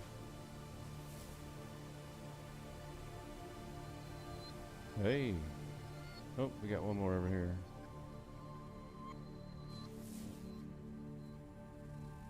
Whoa, that's odd. Yellow star system. I usually always get it on the first run. It's almost always a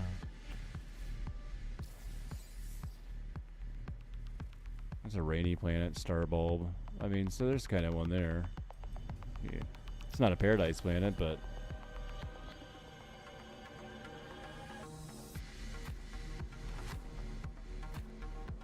I'm still like looking for a dead moon. We're a good paradise planet.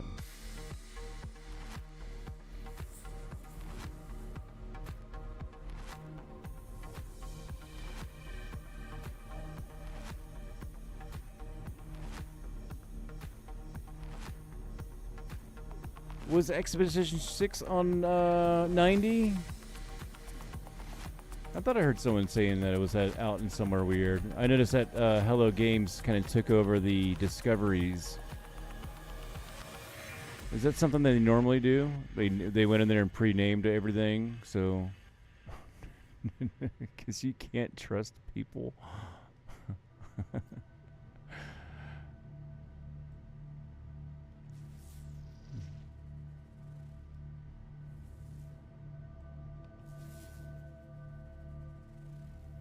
It's a human planet. What's over here?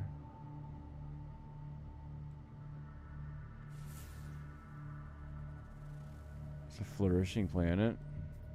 That one looks nice.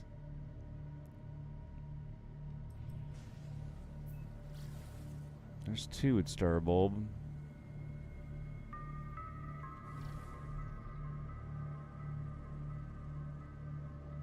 That moon looks promising. Show me a paradise moon. I love paradise moons.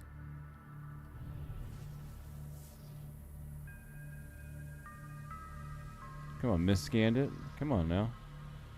Grassy moon. That's what they used to call me. Old grassy moon.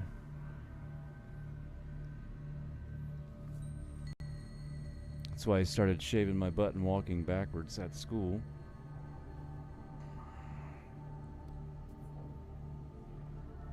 That's an old saying. Shave your butt and walk backwards. That takes me back.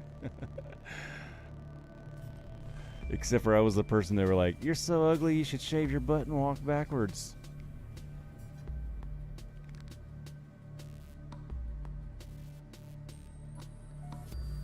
Good old disses.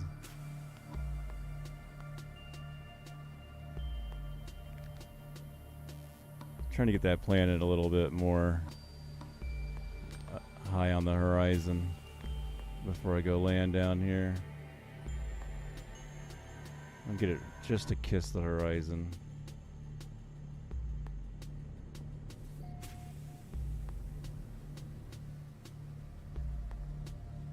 All right, about there, huh?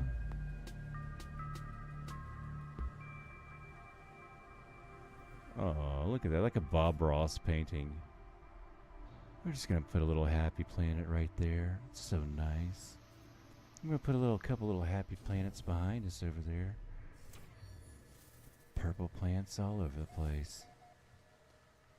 So lovely.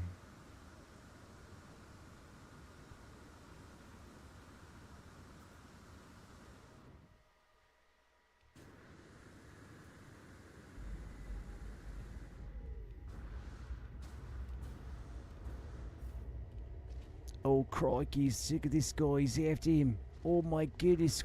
Back up, guys. Oh, he's mating. He's mating. Watch out.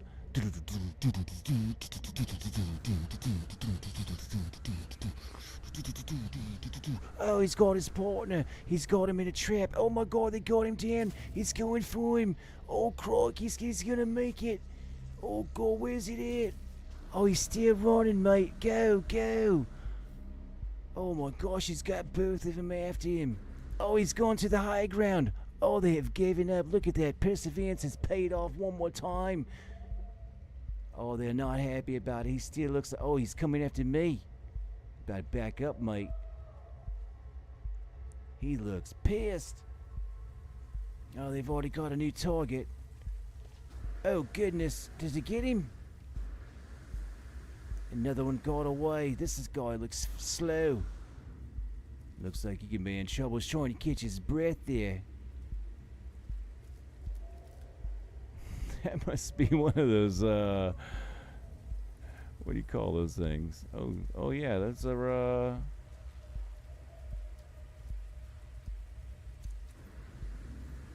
gosh, what is that thing? I can't remember that video. God, man, I can't think of anything tonight. What's this guy looking like? It's very nice. Yeah, I don't mind storms. I mean, besides them hitting the, taxing the performance. Because I'll notice my frames go down. I don't know why. I guess it's volumetric particles rendering or whatever that is. I say big words.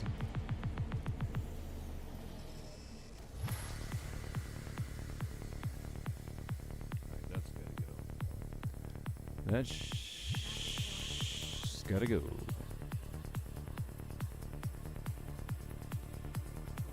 Yeah, it's the stormy moon, that's right. We'll rename it.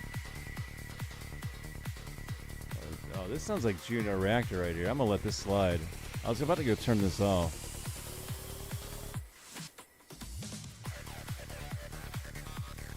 Oh, dude, I like that old Goa trance, man.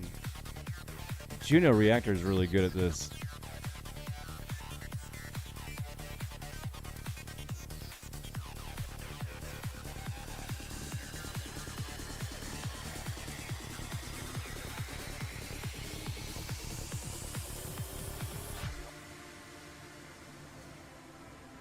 Storm clearing. It's always when I'm like, I'm fed up and I'm leaving.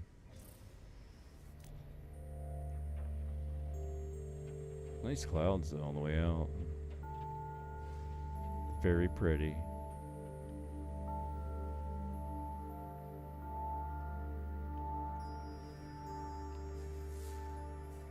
We know what that looks like.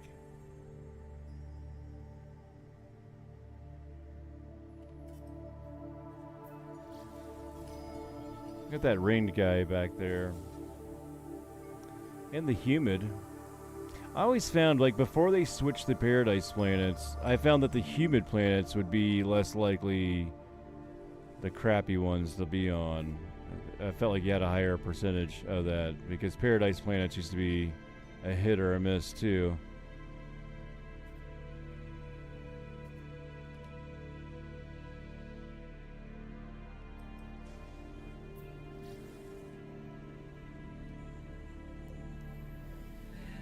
Yeah, I'm just winging it. Like I said, I didn't have any plans for tonight. Just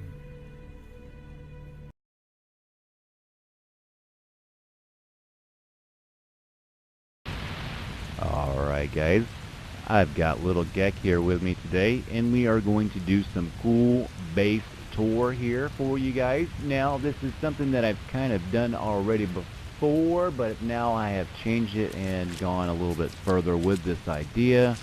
And this is, my purposes for doing this are to make other items. So there might be some things that you see in my builds that come, you would have no idea that they might come from a shape like this. So I do these experimental things. And my idea behind this is that long straight piece up the middle of this and like a spiral staircase that's really, really good. Well, they've been done before, but not to a level of perfection like I'm about to do it. So anyway, this shape right here really helps me out. This is the Nautilus shape, so I wanted to get that good, you know, Fibonacci perfectness line going on there. And I've taken this equation here for the Nautilus shell, and I've taken one of the parts of the equations on the y-axis. You wouldn't be able to tell that now, but I've turned it up, turned that axis upright. And I've taken that axis and I've changed one of the numbers in the equation from a 1.5 to a 7. And it's elongated this shape straight up or to an extreme out there. So I've taken the Nautilus shell and just stretched it out here.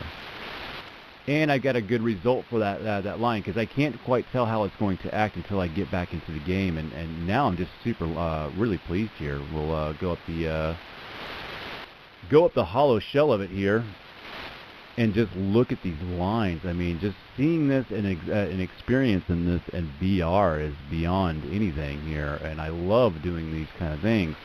Now I can't upload this. This is a little bit too big for that. I think it's at around 5,000 pink pill lights here. So yeah, we would have some issues trying to upload this, but I could slim this down and make it a little bit better. There's a lot of coagulation down there at the bottom, for a lack of a better word.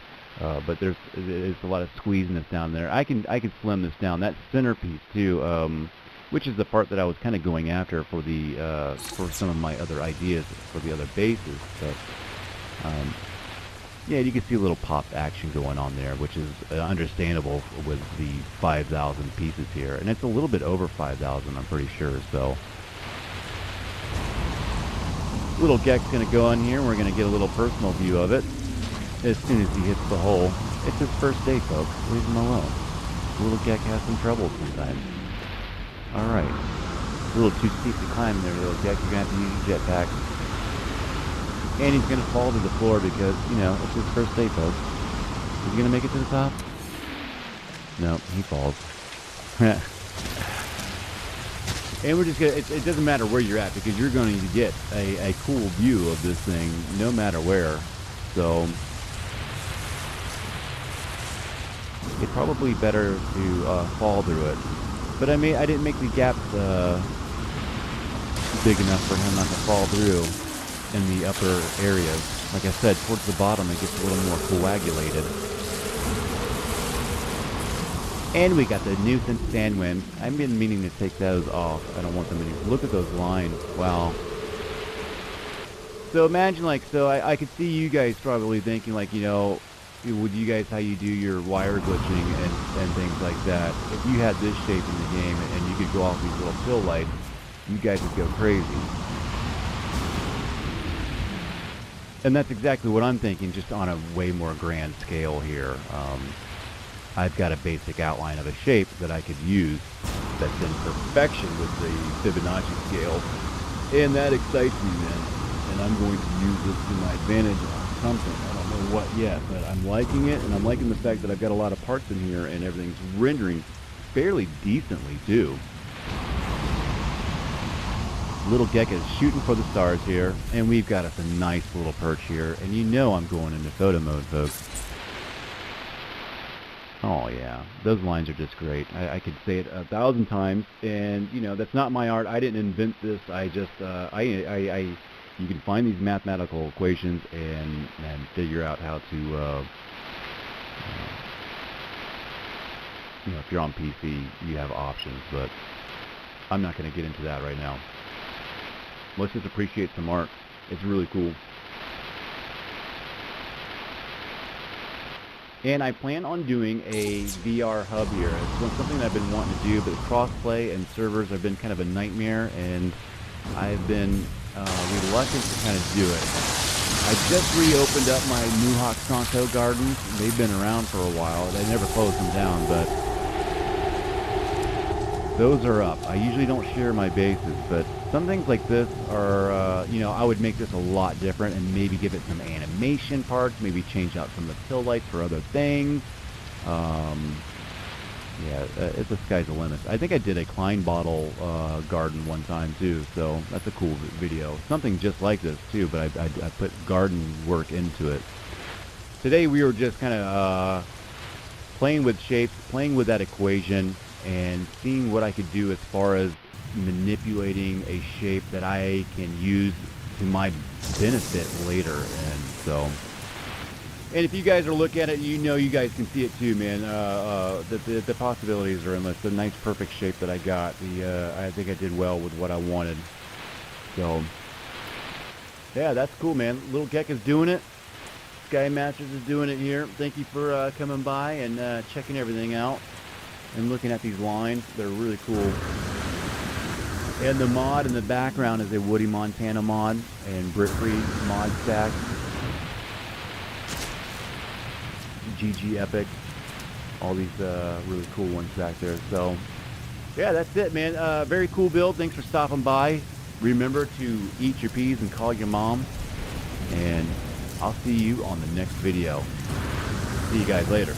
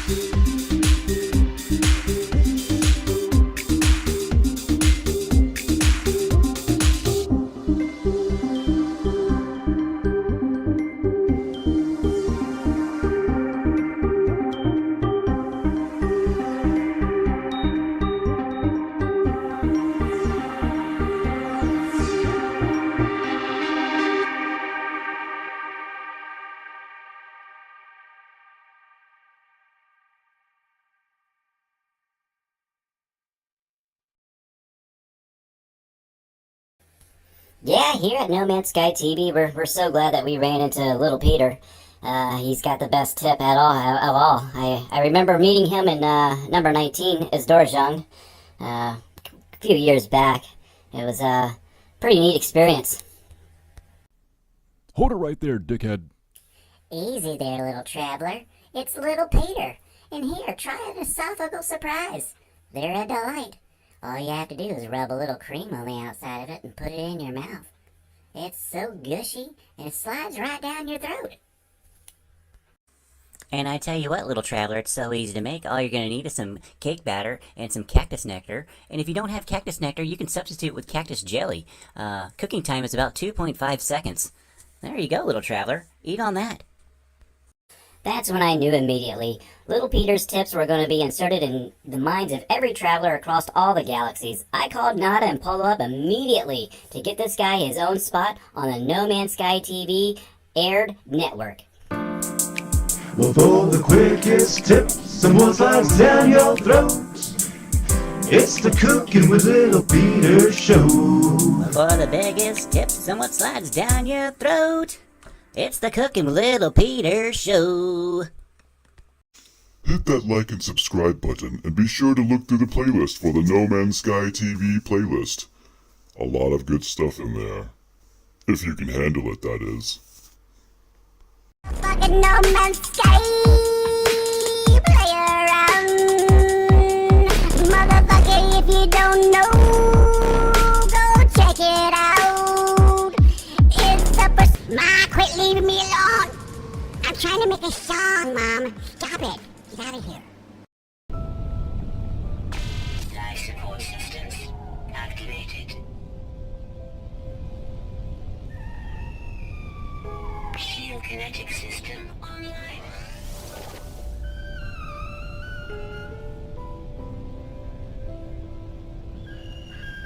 Scanner damaged. Repair required. Aerial propulsion jetpack online.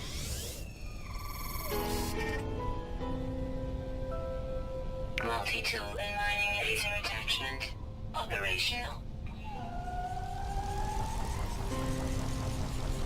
User initialization sequence complete.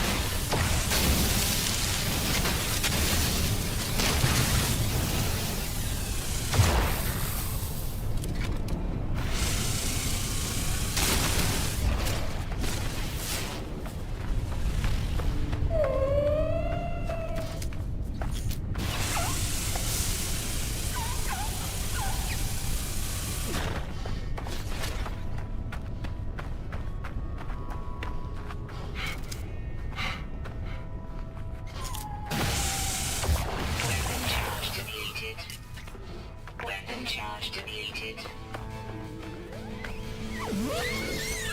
Weapon charge deleted. Technology recharge.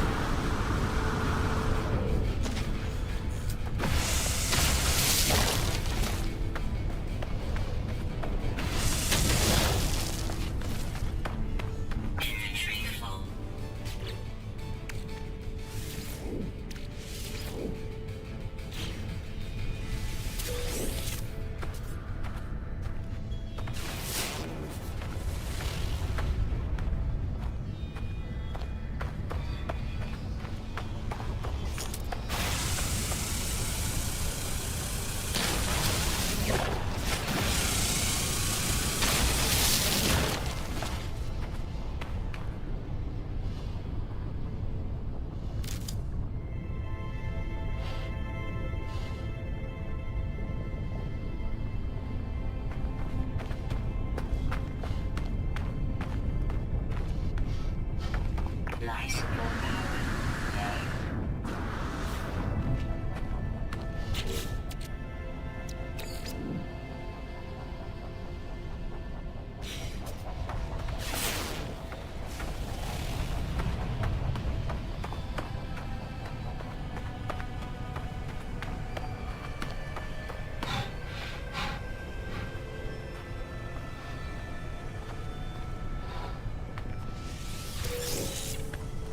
No.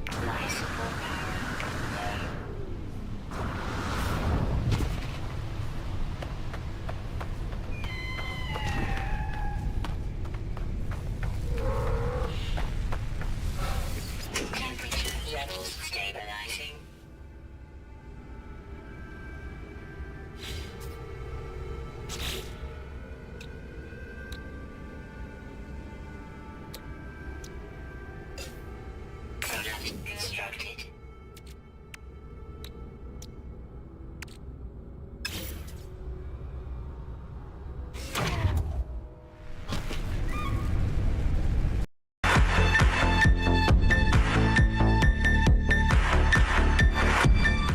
Alright mates, be sure to hit like and subscribe and look out for my TV series on No Man's Sky TV called Freaky Fauna, where you can find beauts like this. Ooh, wow, isn't she a beaut?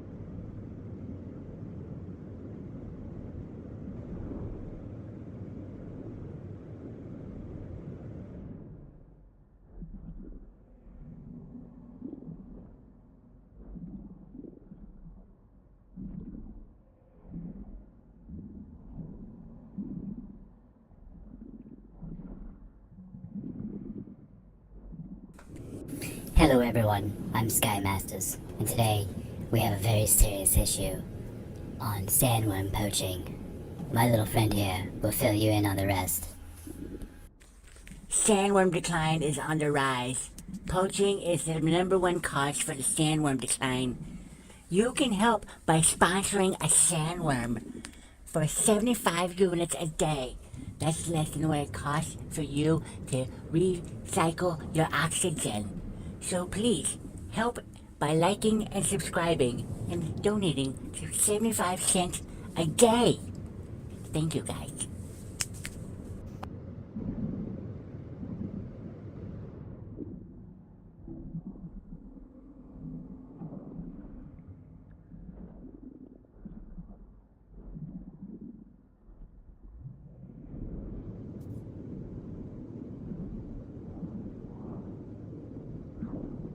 We was proper naughty last night down the old rubber-dub-dub.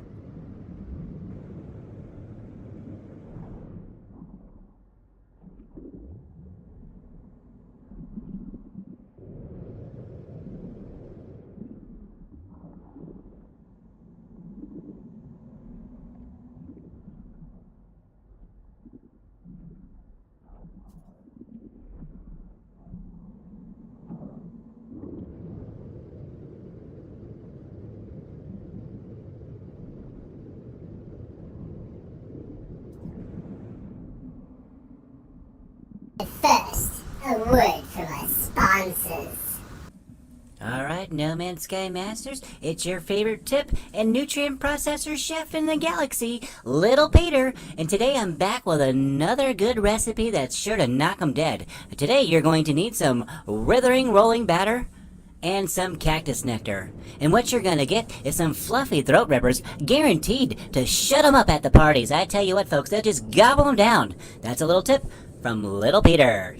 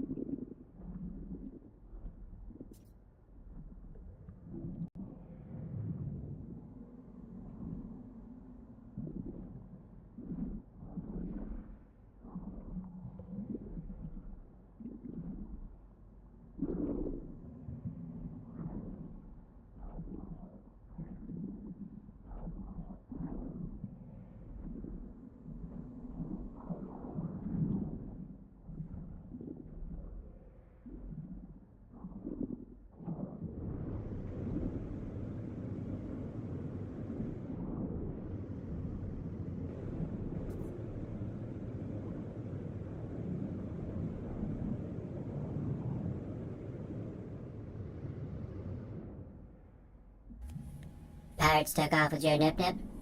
Capital ship hit and run? Were you illegally detained at the space station? Here at the law office of Murray and Murray, we can help you. We are for the traveler.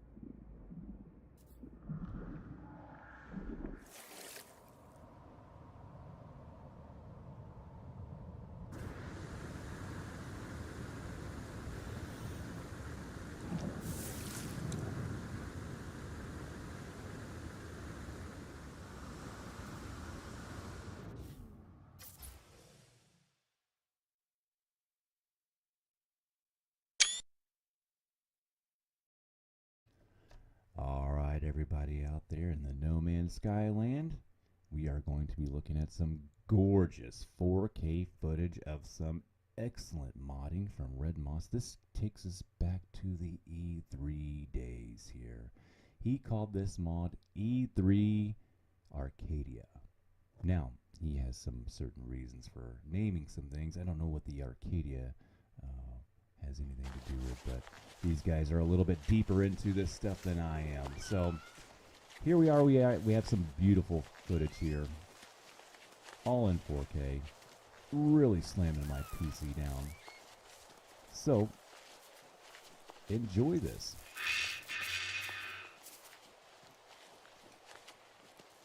Let's also talk about Red Moss and the page name.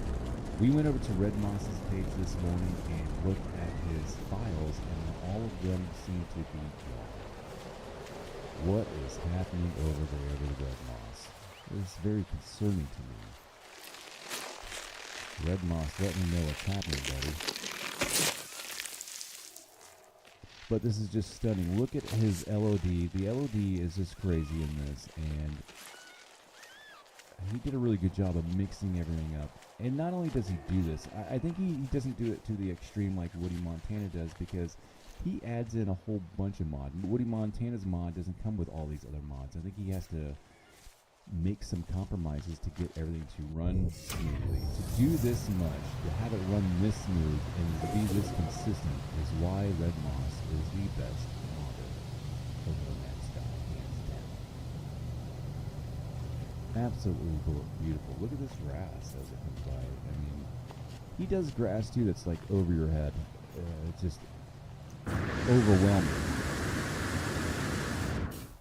This mix of biomes here is just absolutely stunning as well. I mean, look at the mixtures here. I mean, every planet is unique.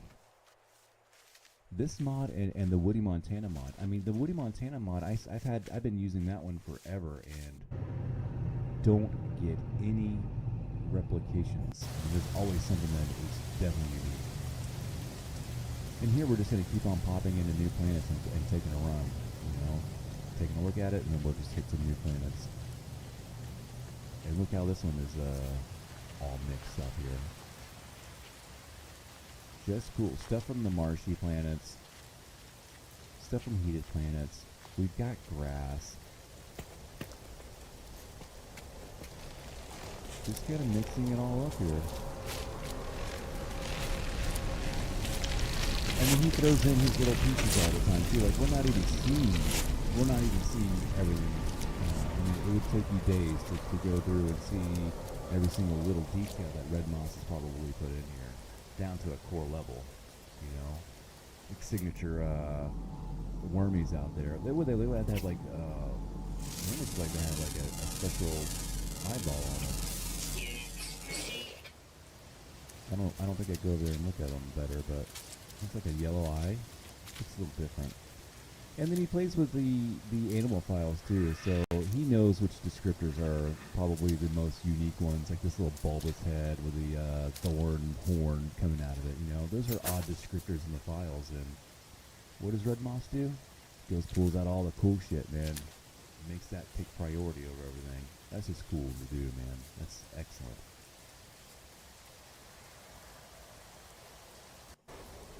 Stunning. Here we are at another planet. We got some nice hilly terrain in the background. Kind of look like the Badlands from the Dakotas in the United States. Looks cool. Here's something that's out of place. Look at the exotic critter just running around like that. Little fella's far from home. And that's cool. Ooh. Guy looks shiny. That lighting looks wonky. Looks like they're rubbed down in Vaseline or something. It's kind of gross. Everybody looks slimy and slick. Alright guys, look at that grass, man. That is cute. I just love the rich real grass like this. Makes me feel the immersion is just so much better. I And again, just how shiny everything is. I think that's kind of weird. I don't think that's the. I'm not sure if that's the mod or anything, but I think it's just the Ultra 4K.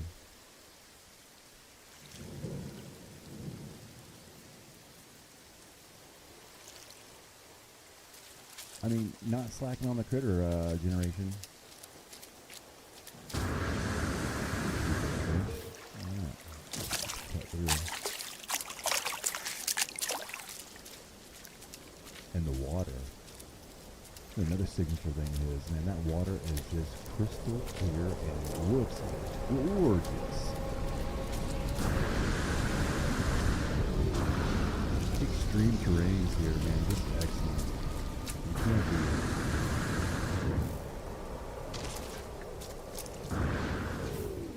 No life improvement mods on this though. I don't have no jetpack, and I'm pretty sure I didn't have a pulse look or anything. But he's got this like a throwback mod, so this is a throwback to the E3.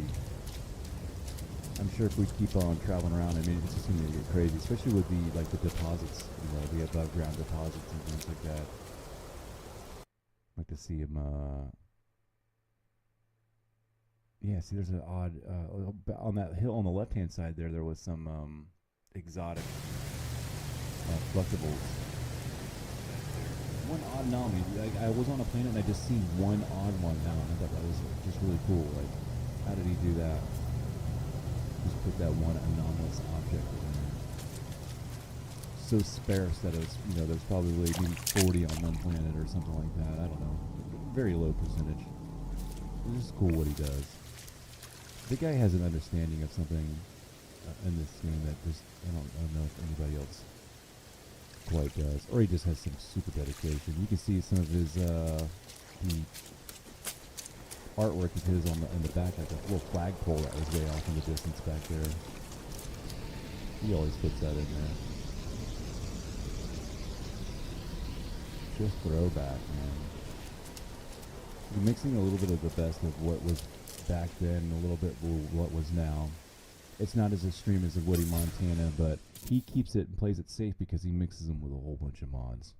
And for that, I think it warrants you to go check out Red Moss a little bit. I hope his site gets back up. If anybody really wants this mod, give me a message and send me an email. And on that, I'll see you guys on the next video.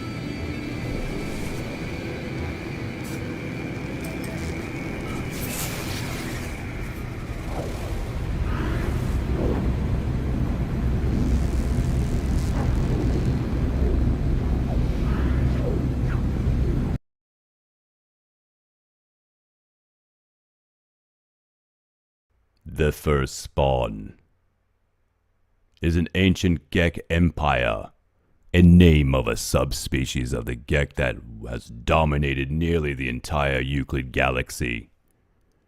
The other gek subspecies was named the low spawn. The plaques of the Korvax and gek help provide an understanding of these early races and their histories. Expansion in the peak of power. The gek were once led by an impulsive, aggressive first spawn that observed the ongoing war between Viking and the Sentinels. When the Viking finally won the endless war, starting the silence of the Sentinel, the first spawn proceeded with the first invasion of an alien race. This is known as the Great Disconnect to the Korvax. During this, the Korvax main neural networking hub, the Convergence, was almost completely annihilated, and their home capital planet, Korvax Prime, was itself shredded into an asteroidic chunks, killing billions of unborn elderly Korvax alike, whose deaths were collectively witnessed by the survivors. The Aryans tried to help, but failed the Korvax that worshipped them so dearly, resulting in their banishment by the Atlas and the replacement by modern-day Sentinels. The enslaving of the majority of the members of the Korvax species was seen by the first spawn as an act of mercy. When the Korvax were put into horrific conditions of slavery, abused and neglected, even into destruction with their robotic bodies stripped, examined, and melted down into more equipment for the first spawn's war efforts. In the spawning pools of Balion, hundreds of enslaved Korvax entities sacrifice themselves in desperations and use their nanite clusters, which run Korvax veins like blood, to rewrite the genetic code of the first spawn's embryos. They installed the devotion to the Atlas in their minds and made them into a commerce-focused race instead of conquerors and warriors. This created the modern gek race, and ultimately led to the downfall of the first spawn's empire. This was a brilliant long con in part by the Korvax. Here we can see one of the spawn pools, where the Korvax slowly manipulated the genes of the first spawn gek to turn them into submissive creatures of confusion. The good thing about a simulation is that we can go back in time. And here you can see the cooling functions of the gene pool manipulation machines. They are ran by the Proto-Gek, a subspecies of the first spawn. The fans regulate the temperatures to a perfect 87.62 degrees Celsius.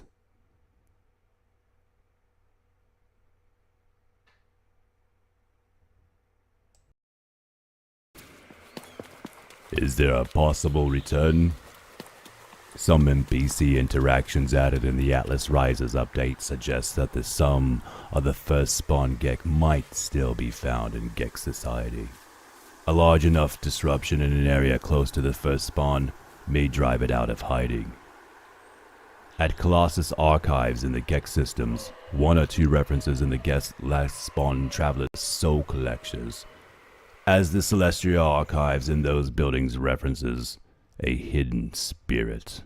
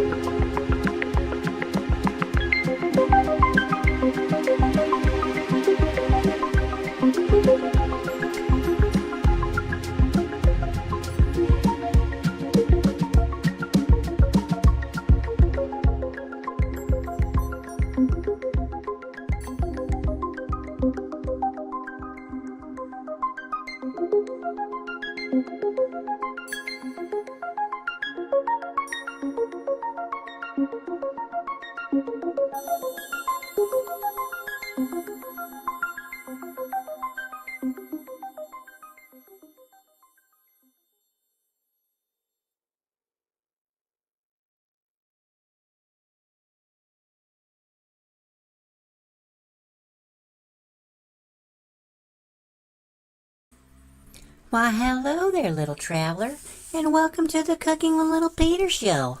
And I tell you what, here at No Man's Sky Studios, we've had a lot of musicians in here lately, and I tell you what, you musicians really like your nip-nip. So I've really had to do some studying on some nip-nip butter, because I tell you what, little Peter doesn't really partake in this stuff, but I've been really liking it lately. So today's episode is going to be on how to infuse some butter with some nip-nip properly, guys. Well, for the quickest tips, someone slides down your throat. It's the Cooking with Little Peter show. For the biggest tips, someone slides down your throat. It's the Cooking with Little Peter show. Alright, guys. Nip infused butter, or nip butter, is one of the simplest and most common ways to make infused nip edibles. And however, making nip butter is sometimes tricky, and some people do it wrong. So here I'm going to tell you step by step on what you need to do, alright? So first of all, you're going to need 1 cup of butter. And then you're also going to need 1 cup or 7 to 10 grams of fresh nip-nip, or any kind of nip-nip that you can get, okay? Some beggars can't be choosers, you know what I'm saying? Alright guys, so first of all we're going to decarb the nip-nip, and you're going to preheat your oven to 245 and stick your nip-nip in there for 30 to 40 minutes, okay? If you have older nip-nip, it probably won't take so long. After it's been decarboned, you want to grind up your nip-nip, and then you're going to add it to the butter, alright? Okay, so now we're going to put this butter on top of the nutrient processor here, and we're going to heat it up, alright? Now we don't want it too hot, okay guys? Don't get crazy with this. Now, we want it really, above 160, but never go over 200, okay? And that's probably the best thing to do. Alright, and after you're done here, we're just going to strain it out, and then we can just refrigerate this little jar of nip-nip butter, guys. And then now, when all your musician friends come over, all you have this little jar here, and you can just sprinkle it all over all their crap that they eat, because they'll eat anything.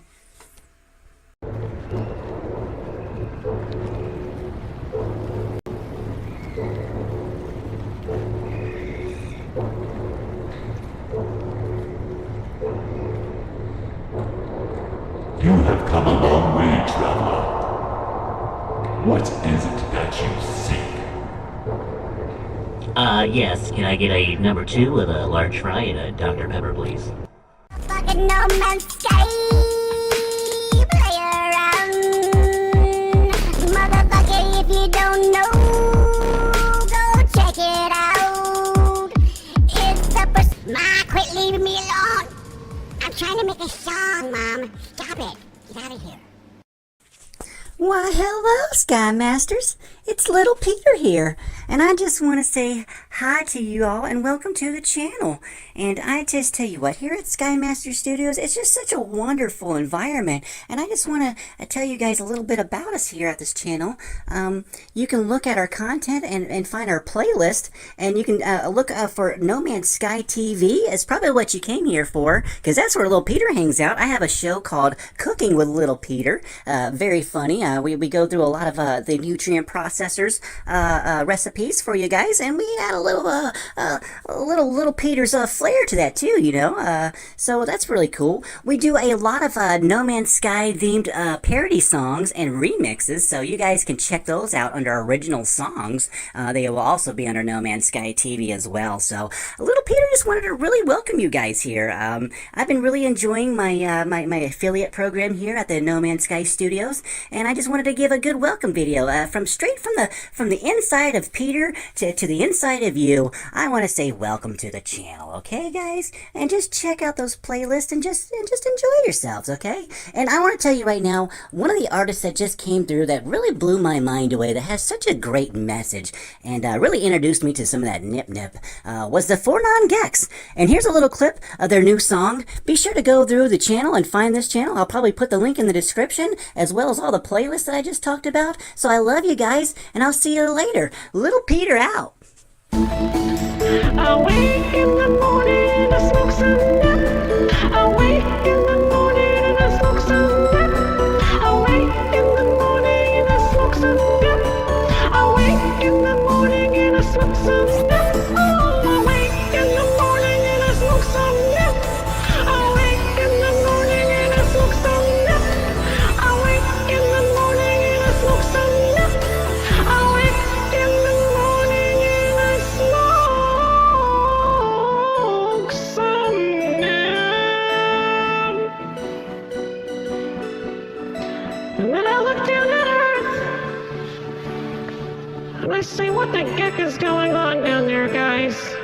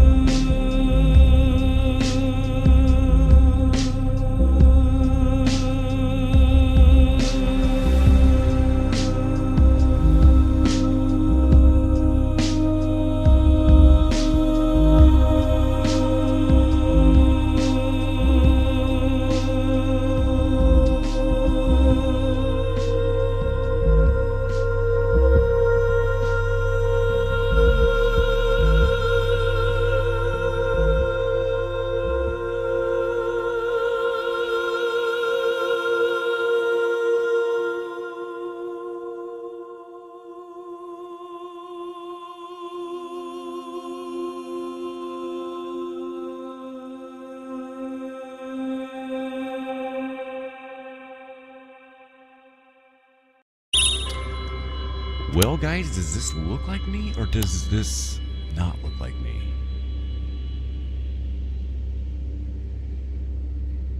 It's pretty damn close. Anyway, well, yesterday's intro was, that was a trial and error, and that was purposely done because, if there's going to be a problem, I want to walk through it with you guys unscripted. So today we've kind of nailed this down. It's still unscripted, but I tell you what, it's a pretty cool thing, and the simpler, the more simple you keep it, it seems to be the better. For me, anyway, at first. I think you can dial this in a lot more, but keep it simple, stupid is what we're going to do first, and let's dive into it. Alright guys, welcome to part 2 on how to make a face and put your face into No Man's Sky. Well, we're going to be using tools out of Blender, of course, and I've got this as a place marker here. I've got this ship that I'm actually going to be doing something with here, with some new parts. But as for now, we're just going to use this location for myself. I'm going to go ahead and delete all that there. And now we're left with a little blank slate. Okay, so we've got that tool in there. We're going to pick up from yesterday. Now, I have not done anything since yesterday. We're going to go through like some follies together, all right? So this is not some edited perfect video where everything came out perfectly and we did it right the first time. We're probably going to mess up. Just like yesterday, we messed up a little bit and we learned that, not to put all those pins in, so we're not going to put all those pins in. And today we're just going to keep on scooting on until I create something that I think is worth a damn, I suppose. So now I've clicked in here. I've clicked onto my face builder. We're going to go ahead and add images. I think I'm going to add those same 3 images and just try to pick out that one. That was my my idea that I left off with yesterday, I'm pretty sure. So there's those 3 images that I had taken a picture of my face. And yeah, let's go in here. So yesterday I started putting pins all over the place, and I think I'm going to start at the bottom and then maybe work my way up symmetrically and then out. We'll see how this goes. I mean, this is my theory, so we'll see what happens here. All right, well, that works. That worked the way I was hoping that it would. Okay, so the next one I think would be here, right? And then, I don't know, maybe the eyes or something. Would you go out from the center?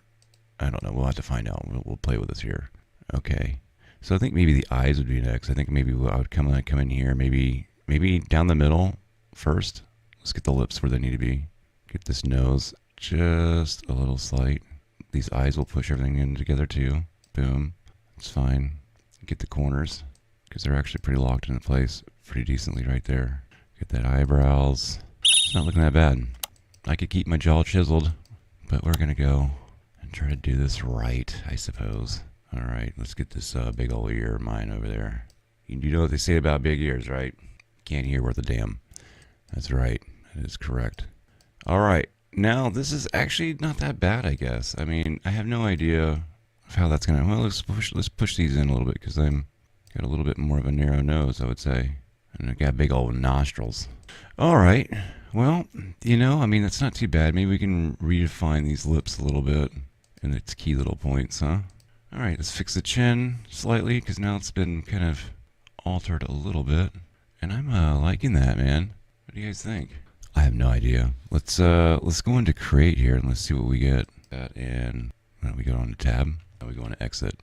That's right. Hey, that's not that bad, bro. I mean, I know my face. That's not, like, really close, but that's not it. But, damn, that's not that bad, dude. I'm a little satisfied with that. It's a lot better than we did yesterday. That is damn near close. I would say that's pretty good. I mean, can we go back in there and mess with it a little bit more? I suppose we could go in here. What is it that I didn't like about that? The nose. Oh, the nose is a little bit pointy. The nose is a little bit pointy. How do I get rid of that? I can't even spin this though. Let's go ahead and create that one and exit this. I mean, bro, that's not that bad. I'm it's not that bad. I'm a little amazed by this, actually. All right, let's go ahead and move this guy up. Let's move him up a little bit. Now, let's see what the faces are down here. We got to keep on this and we got to get this under control because it's at 21,000, and that's not going to be cool. I do believe if we hit the tab button, we could see the mesh here. So And that's what we want to decimate down. So that's what are going to be our little goal here for our next step here. Let me shift this up. I feel like my center button on my mouse is slightly going out. It's kind of hitting and not hitting sometimes, so looks like I need a new mouse. Alright, so we've got him up there a little bit. Let's go into the decimate section over here. We're going to go into this little toolbox. We're going to add a modifier, and it's called decimate. Okay. Pay attention to this face count down here. You can see there's kind of a lot of different ways to do this and to bust these down. I'm not really quite sure what is the best way. I just know I usually come in here to unsubdivide, and I can start unsubdividing until, look, I mean, I'm at 5,000 now. Now, as if we want to see, let's go ahead and just, we're clicked on this, let's hit our tab button. Now we can see like each one of those faces will be a part. So, I mean, you know, you have to get those balls down, the spheres down really tiny to get this to translate. But 5,000 is well within our range. I think this the game will handle 5,000 spheres. It won't be uploadable, but well, yeah, who cares? You know, I don't. Let's see here. Let's go get a sphere, because that's the piece that, you know, it doesn't have any orientation. It's very moldable. So we're going to grab that. Let's go ahead and hit the shift and attach it to that, and we're going to hit Control P, and we're going to set the parent to the object. All right, now it's going to mimic what we do over here, and what we want to do is instance this on each one of those faces. And to do that, we're going to come over here to this little square box right here, and we're going to head down to instancing, and we're going to hit we can hit vertices. And the bulbous nose is there, and that's fine. We're gonna go in here and play with this a little bit. We got the bulbous nose yesterday, so not a big deal. Let's go in here, and so now we can scale individually. Are they going up? Well, that's fine. I'm actually gonna use this because I can actually go in there and have more control over this after I create these spheres as real. So to do that, we're gonna go down here to object, object transform. Nope, apply. Make instances real. So it's object, apply, go to the bottom, it's make instances real. Click that. Give it a second. It's where are we at? We got the objects, we've got 5,036 parts down there at the very bottom. You can see that. So now we can get rid of this. And let's go ahead and grab this. And I like that. That's looking good for me, man. Let's grab all of these really quickly, and let's adjust this. Maybe you can get like a little bit more detail out of it, or a little, we'll have to see. So we're going to go down here to local, and then right over here to transform pivot point, we want individual origins. All right. So now here when we scale, let me shift my view over here. Now when I scale this up and down, we should be able to either pull in the features better, or, you know, it'll get worse. Maybe this is the best it gets. We don't know. We're just gonna have to play. Right now it's pretty damn detailed, man. It's pretty good. So if I go up, that's when we're starting to get bulbous, but we're filling in. Let's move that around. It's pretty decent, man. That's not bad. I don't know if it's worse. The nose kind of got weird. We might be able to just hit that individually. We can just tap on the nose there and just fix those parts in themselves, just in this little area, right? Because we only want a little bit. Will it be weird for the rest of the face? I don't know. I mess it up. No, it's not too bad. I might have messed it up. Was it better in the very, very beginning? I mean, we just hit a couple Control Z's, and we should be able to get back to where we were. Yeah, right there. We'll just keep it like that. All right, I think that's still really cool. So we're just going to export this. And let's go ahead and go to our file. I'm going to click on this, delete, hit Control V, and let's go back out of it. I don't know, maybe I should pause the video. And then, hot damn, if I wasn't so ugly, this would be beautiful. I'm going to tell you right now, that's 80-85% my face. I'm pretty happy with this. I think we could dial this in with some practice, and we are going to be doing this because this is the kind of stuff that kind of really gets me back into this No Man's Sky. It's got so much potential, guys. Anyway, if you liked what you've seen, hit that like and subscribe. Remember